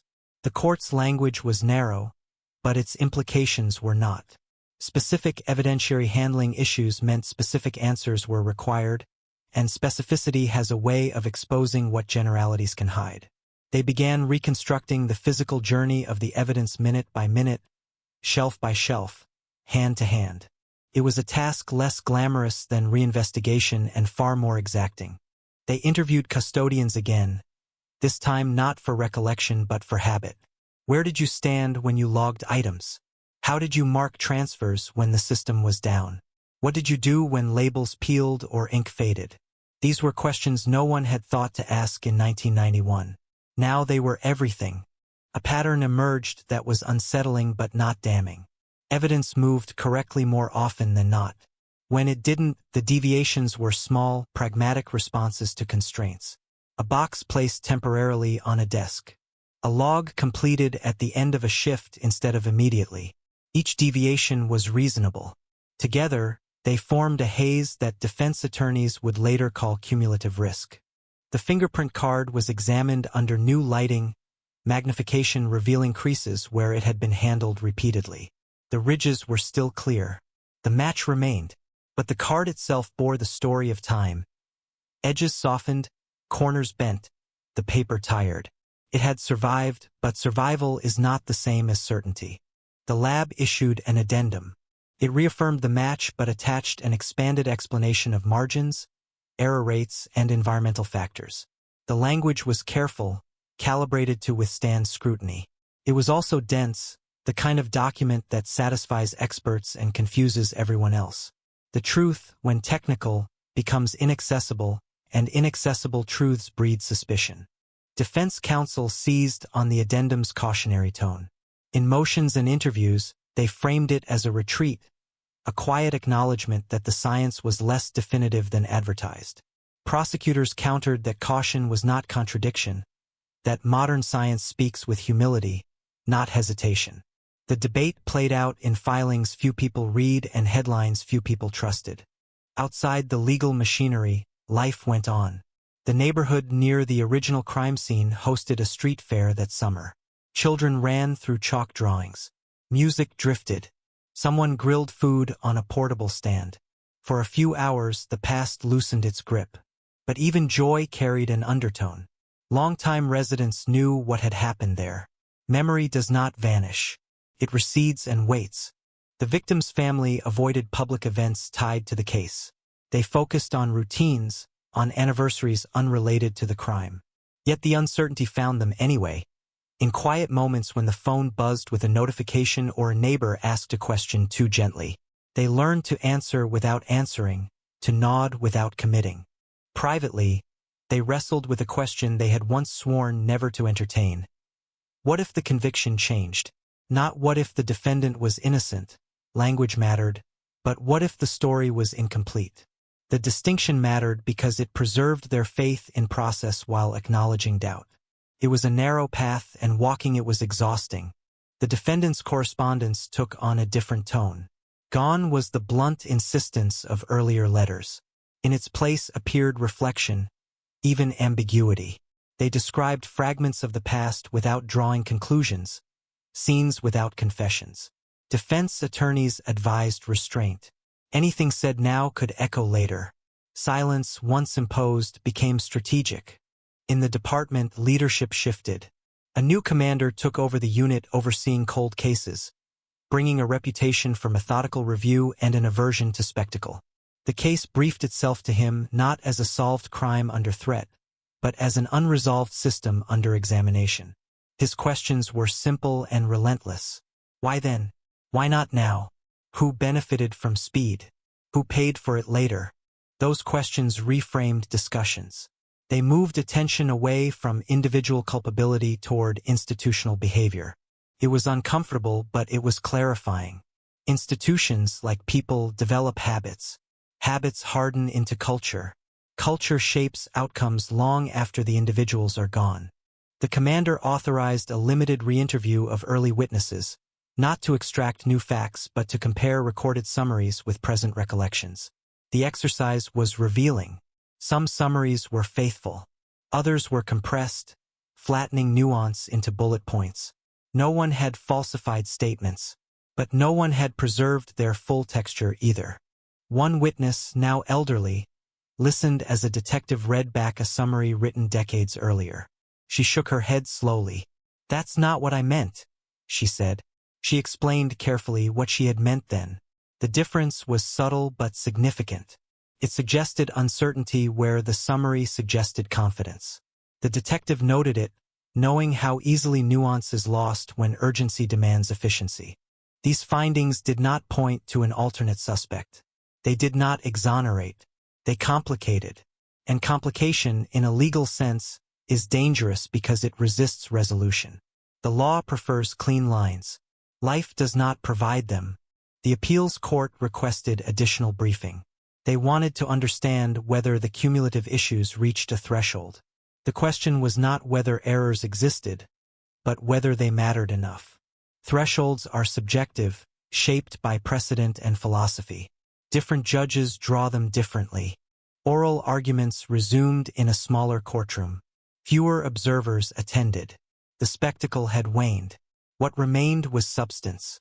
Lawyers spoke with restraint, aware that theatrics would backfire. They cited cases that turned on less, others that survived more. The judges listened, their faces still, their questions precise. One judge asked a question that landed heavily in the room. If this case were tried today with today's standards, would it look the same? The prosecution answered carefully. Standards evolve, they said, but facts do not. The defense answered differently. Evolution, they said, exists to correct blind spots. The question lingered. After arguments, the case returned to waiting once more. The waiting changed people. Detectives grew quieter, more inward. Lawyers measured their words. Journalists shifted focus. The public largely moved on. But the case did not move on from itself. It pressed inward, testing its own seams. In a quiet office, the review team compiled its findings into a report that resisted conclusion. It documented deviations without assigning blame.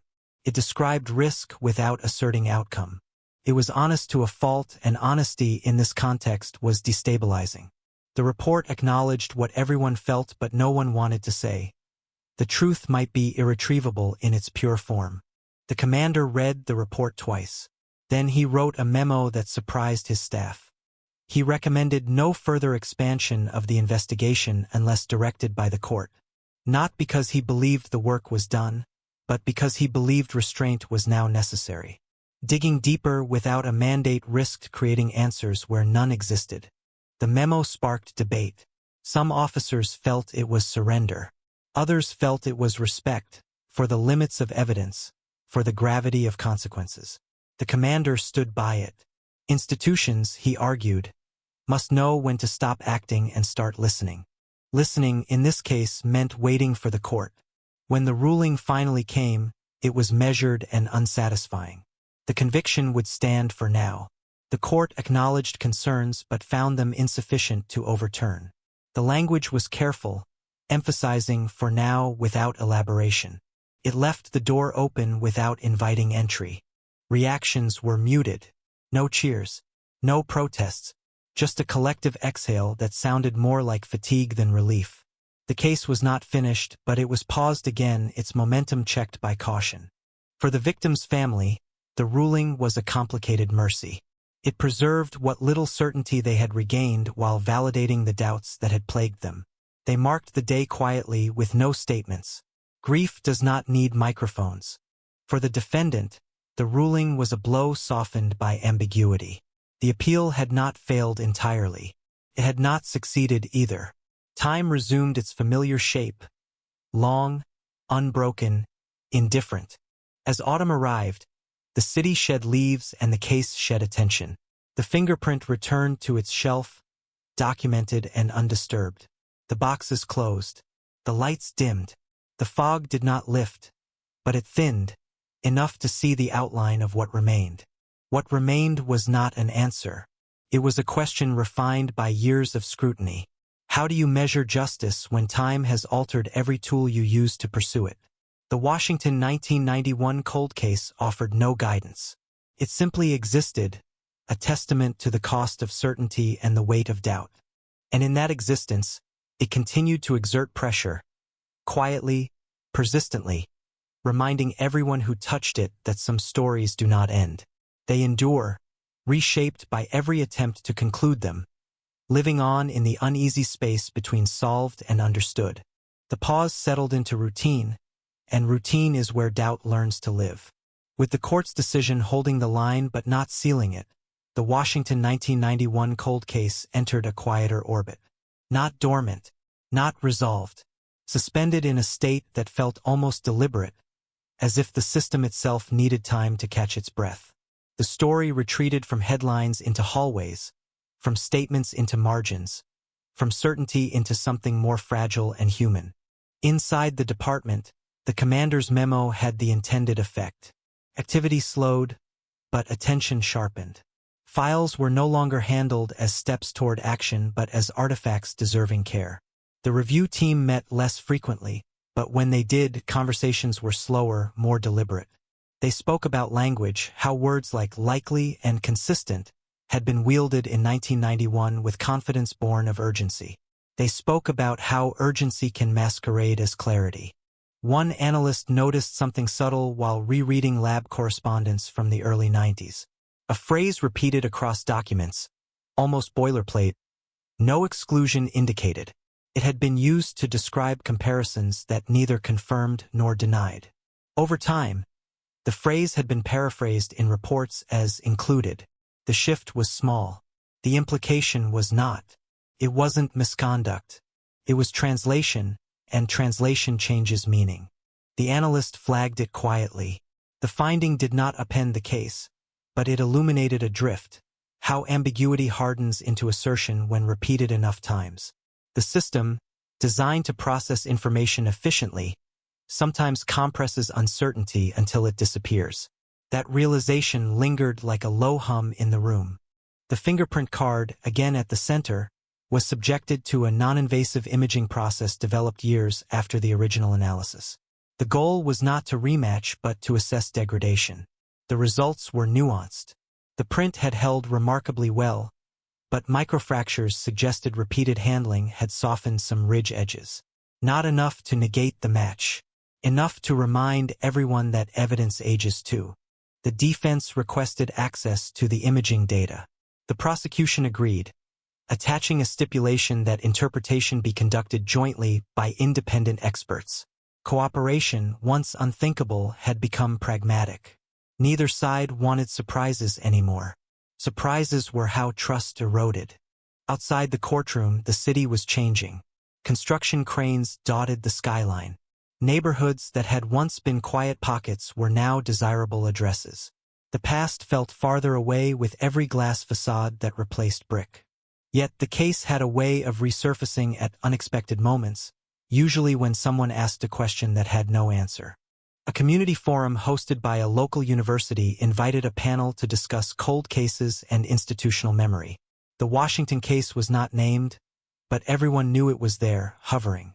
A criminologist spoke about the psychology of resolution, how societies crave endings even when evidence resists them. A former prosecutor spoke about restraint, about knowing when to stop building narratives. The audience listened, uneasy, recognizing themselves in both impulses. The victim's family did not attend. They had learned that public discourse rarely left room for private grief. Still, the discussion reached them through recordings and secondhand accounts. One line lingered, "Justice delayed is not just justice denied. It's justice transformed." The phrase captured something they had been feeling but couldn't articulate. Time had not simply postponed their answers. It had changed what those answers could mean. They met with a counselor who specialized in ambiguous loss. The counselor explained that uncertainty can be more corrosive than finality, even painful finality. The family nodded. They had lived that truth for decades. The brief certainty offered by the conviction had been a relief, however imperfect. Its erosion had reopened a wound they thought had scarred. In the prison, the defendant marked another year. Appeals calendars came and went. The case status remained unchanged, but the atmosphere had shifted. guards no longer spoke with the same certainty. Other inmates asked questions instead of making assumptions. The defendant responded selectively, aware that anything said could echo unpredictably. They began writing again, not letters to officials but notes to themselves. Fragments of memory surfaced without order. A streetlight, a smell, a sound that might have been a car door or might have been nothing. Memory is not evidence, but it is persuasive, especially to the one who carries it. The notes became a private archive of doubt. Back in the department, a young detective asked a question that caught his supervisor off guard. "If we were wrong," he asked, "how would we know?" The supervisor paused. The honest answer was uncomfortable. Wrongness is rarely announced. It reveals itself through accumulation, through patterns that no longer align. The question stayed with him long after the conversation ended. The appeals court declined to hear further motions that year. The docket was full. The language was procedural. The effect was personal. For everyone involved, the message was clear. The system would move at its own pace, indifferent to the urgency of those waiting inside the story. Journalists shifted their attention elsewhere. The long-form piece that had reignited interest faded into archives, cited occasionally in academic work or late-night discussions among true crime enthusiasts. The case became a reference point rather than a headline, a cautionary tale invoked when discussing the limits of certainty. Yet beneath the surface, the case continued to exert influence. Training materials for evidence handling were updated, quietly informed by lessons drawn from the review. New protocols emphasized documentation of ambiguity, not just conclusions. In this way, the case shaped the future even as it resisted resolution. The commander retired at the end of the year. In his exit interview, he was asked about the case. He chose his words carefully. He said it taught him humility. He said it reminded him that institutions do not remember. People do. And people, no matter how well-intentioned, are imperfect record keepers of truth. A new commander took over, inheriting the file without the emotional investment of years. Fresh eyes can be a gift or a risk. He read the reports, the rulings, the addenda. He did not announce changes. He asked for time. Time, again, became the currency. One afternoon, a clerk discovered a misfiled envelope tucked inside an unrelated box. Inside were photocopies of early correspondence between detectives and a lab technician. The content was already known, but the tone was revealing, tentative, exploratory, cautious. The copies underscored how far the language had traveled from its origins. The clerk flagged it, and the envelope joined the growing constellation of context. None of this altered the legal status. None of it produced a revelation, but it deepened the understanding of how stories evolve when repeated across decades. The case was no longer just about a crime. It was about narrative drift, about the ways certainty is constructed and maintained. As winter returned, the city slowed. Rain replaced snow. The evidence locker hummed softly, unchanged. The fingerprint card rested where it always had, a thin line connecting past to present. It had accused, convicted, and now complicated. It did not apologize. It did not explain. The victim's family marked another anniversary quietly. No statements, no ceremonies. They cooked a meal their loved one had favored, spoke their name aloud, let memory exist without agenda. In that moment, the case receded, and the person returned. In the end, the Washington 1991 cold case had become something else entirely. Not a solved crime, not an unsolved mystery, a living reminder that truth, when delayed, becomes layered, and that justice, when pursued across time, must navigate the ruins left by certainty itself. The story did not end. It continued, subdued but persistent, carried forward by those who could not forget and those who refused to simplify. And in that continuation, it asked a final, unsettling question, not of guilt or innocence, but of process and patience. How much doubt can a system tolerate before it mistakes humility for weakness, and how much certainty can it claim before it mistakes confidence for truth? Time thinned the edges of outrage and left something colder behind. With no new rulings, no dramatic reversals, the Washington 1991 cold case settled into a low, constant presence, felt more than seen. It became the kind of case people referenced in passing, a shorthand for complexity, for the danger of certainty stretched across decades. Yet inside the system, it was still alive, still quietly demanding attention. The new commander approached it cautiously. He understood the gravity of inherited narratives. Cases like this resist force. Push too hard and they fracture. Ignore them and they rot. His strategy was neither.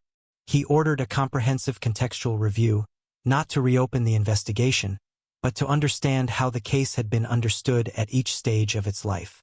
It was an exercise in institutional memory, and it revealed uncomfortable truths. Early on, the case had been framed as a failure of evidence. Later, as a failure of leads. Then, as a triumph of forensic persistence. Each phase reinterpreted the past to suit the present. None were entirely wrong. None were complete. The commander noted how easily meaning shifts when urgency fades and hindsight sharpens. He convened a closed-door symposium. No press, no public statements. Just prosecutors, defense attorneys, forensic experts, and investigators, some retired, some active.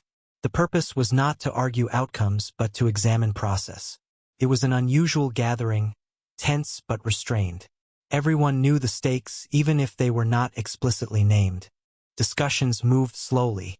A forensic scientist spoke about the psychology of matches, how the human brain craves alignment, how confirmation bias can slip into even the most disciplined analysis.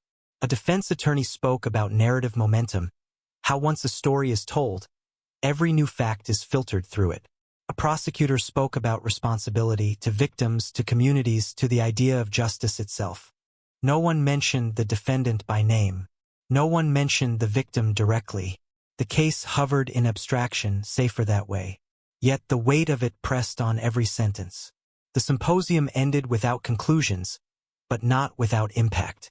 Participants left quieter than they arrived. Word of the meeting leaked anyway. Not details, just the fact of it.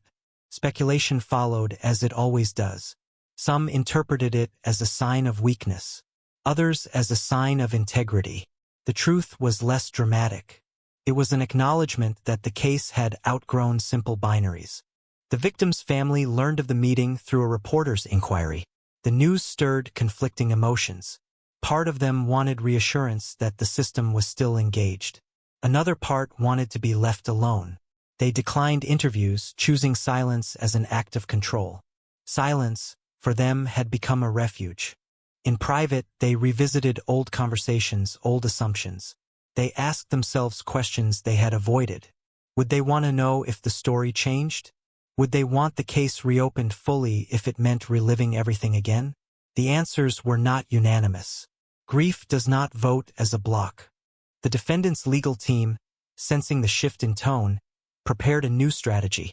Not a direct appeal, but a petition for review based on cumulative impact and evolving standards. It was a long shot, framed carefully to avoid antagonizing the court. The language emphasized fairness, not fault. The petition argued that justice must be responsive to its own reflection. The filing reignited attention briefly.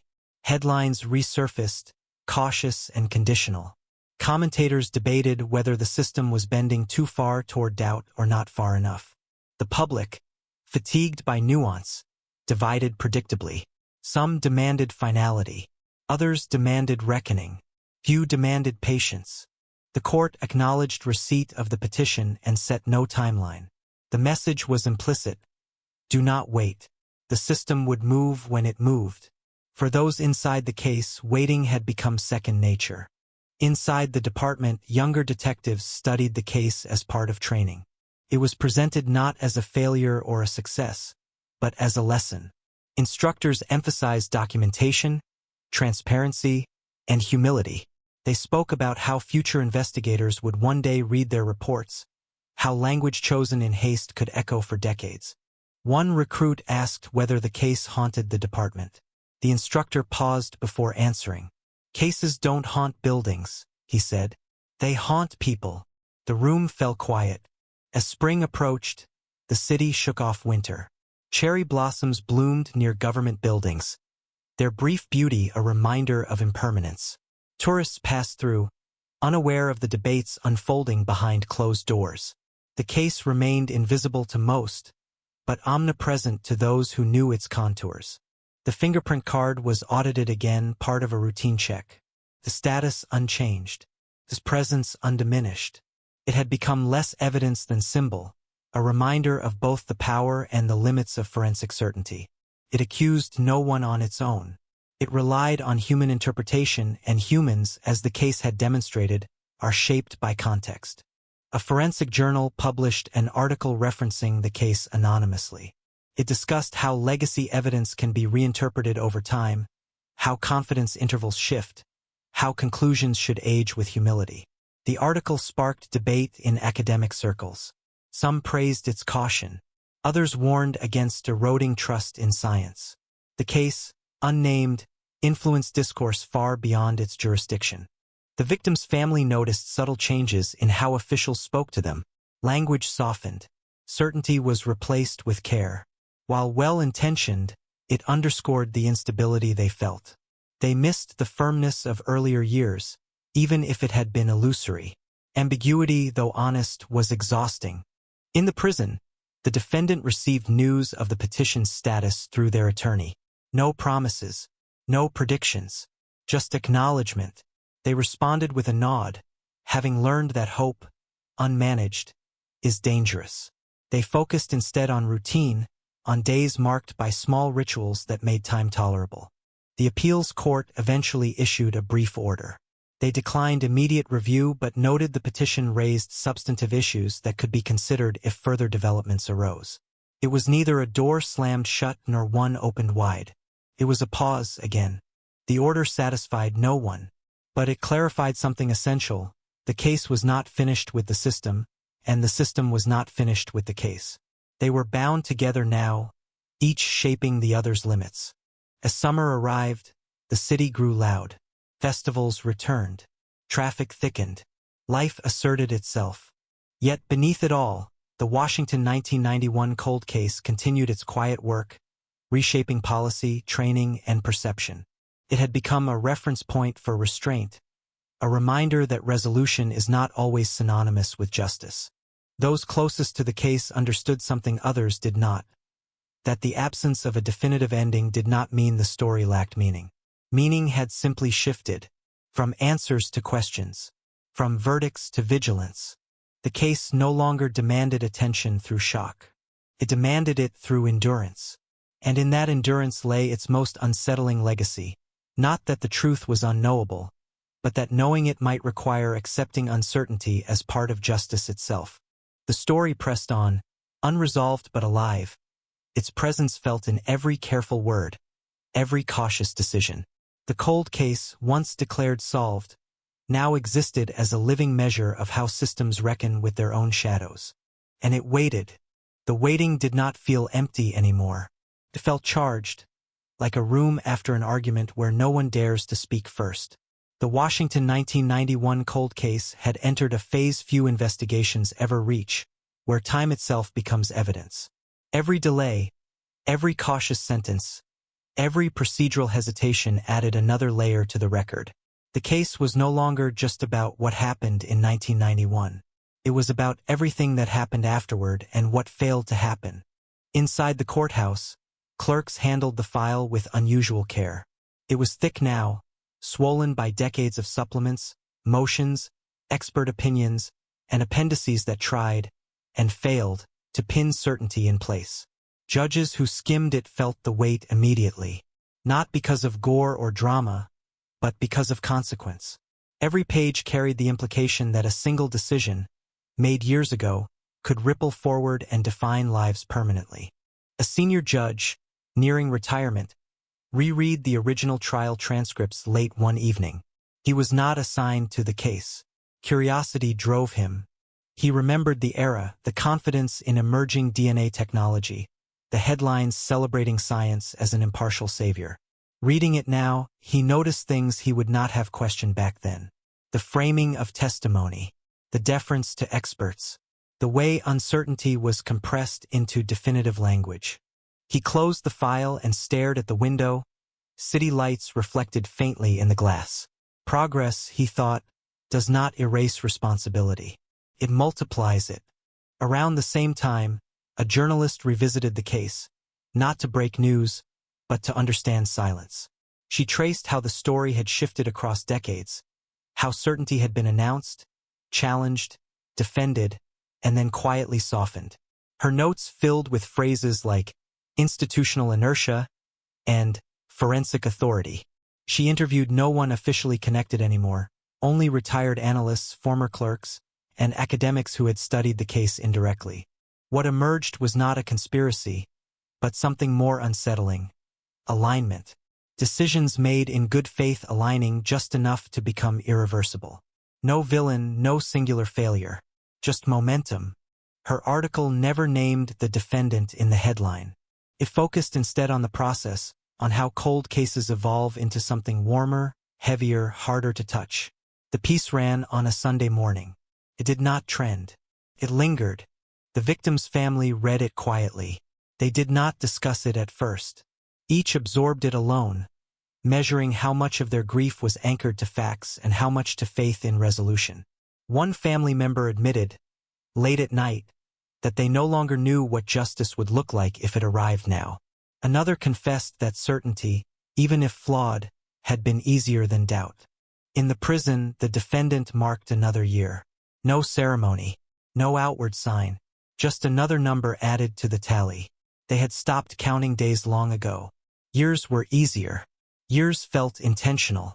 They wrote fewer letters now, conserving words for moments when they mattered. When news of the article reached them, they read it twice. Not for hope, but for recognition. For the first time in a long while, the case felt described rather than declared. That distinction mattered more than freedom ever had. The department initiated a policy review shortly after. Officially, it was unrelated. Unofficially, everyone knew the catalyst. Guidelines were revised on how legacy forensic evidence should be presented in court, emphasizing probabilistic language and mandatory disclosure of limitations. Training modules were updated. Younger officers welcomed the clarity. Veterans regarded it with mixed relief and regret. No one apologized. No one admitted error. The system rarely does. Instead, it adjusted its posture the way large structures always do, incrementally, defensively, but undeniably. A new forensic panel was convened at the state level to evaluate cold cases reliant on early DNA methodologies. The Washington 1991 case was included as a reference, not as a subject. Still, its presence shaped the discussion. Experts debated thresholds of reliability, degradation over time, and the ethics of reanalysis. The conversations were technical, but the stakes were human. One panelist remarked that evidence does not age like wine. It ages like memory, distorted by context, vulnerable to reinterpretation. The room went silent. Everyone understood. The appeals court scheduled a limited hearing months later. Narrow scope, procedural focus, no cameras allowed. The announcement alone sent a tremor through those who had followed the case closely. It was not a reopening. It was not a vindication. It was an acknowledgement that questions remained. On the day of the hearing, the courtroom was sparsely filled. No crowd, no spectacle. The arguments were precise, restrained. Lawyers spoke of standards, not stories. Judges listened without interruption, their expressions unreadable. Outside, rain fell steadily, washing the city into shades of gray. Reporters waited, but there would be little to report. No decision would come today, only deliberation. Inside, one judge asked a single question that cut through hours of technical argument. At what point does confidence become assumption? The room held its breath. There was no perfect answer. The hearing adjourned. Weeks passed, then months. During that time, the case seeped into unexpected places. Law schools dissected it in seminars on evidentiary ethics. Podcasts referenced it as an example of unresolved closure. It became a case study in humility, a reminder that answers extracted too quickly can become liabilities over time. The victim's family noticed how people spoke differently now. Not with certainty, but with caution. Sympathy was layered with restraint. The change felt like erosion, slow but relentless. They wondered whether their pain had been diluted by debate. The defendant waited. When the court finally issued its ruling, it was carefully worded, almost surgical. The conviction would stand. But the court acknowledged that evolving scientific standards raised legitimate concerns. They urged the legislature to consider mechanisms for review in cases of legacy forensic evidence. They stopped just short of intervention. The reaction was muted. Supporters of finality claimed victory. Advocates of reform saw an opening. No one felt satisfied. Yet something had shifted. The ruling did not close the door, it reframed it. Justice, the court implied, was not static. It moved, slowly, sometimes reluctantly, but it moved. The Washington 1991 cold case was no longer just solved or unsolved. It existed in a third state, interrogated, questioned by the very systems that once celebrated it. For the department, the case became a mirror. For the courts, a caution. For the public, a reminder that certainty is often provisional. And for those at the center of it, the victim, the family, the defendant, it remained deeply personal, untouched by abstraction. As autumn returned, leaves gathered along sidewalks, swept into corners by indifferent winds. Time pressed forward, indifferent as ever. The case endured not as a headline but as a presence. It did not scream anymore. It whispered. And those who listened closely understood that the most unsettling cold cases are not the ones without answers, but the ones that force us to question the answers we already accepted. The story did not end. It recalibrated. And somewhere between what was decided and what was doubted, the truth waited, patient, unresolved, and profoundly human.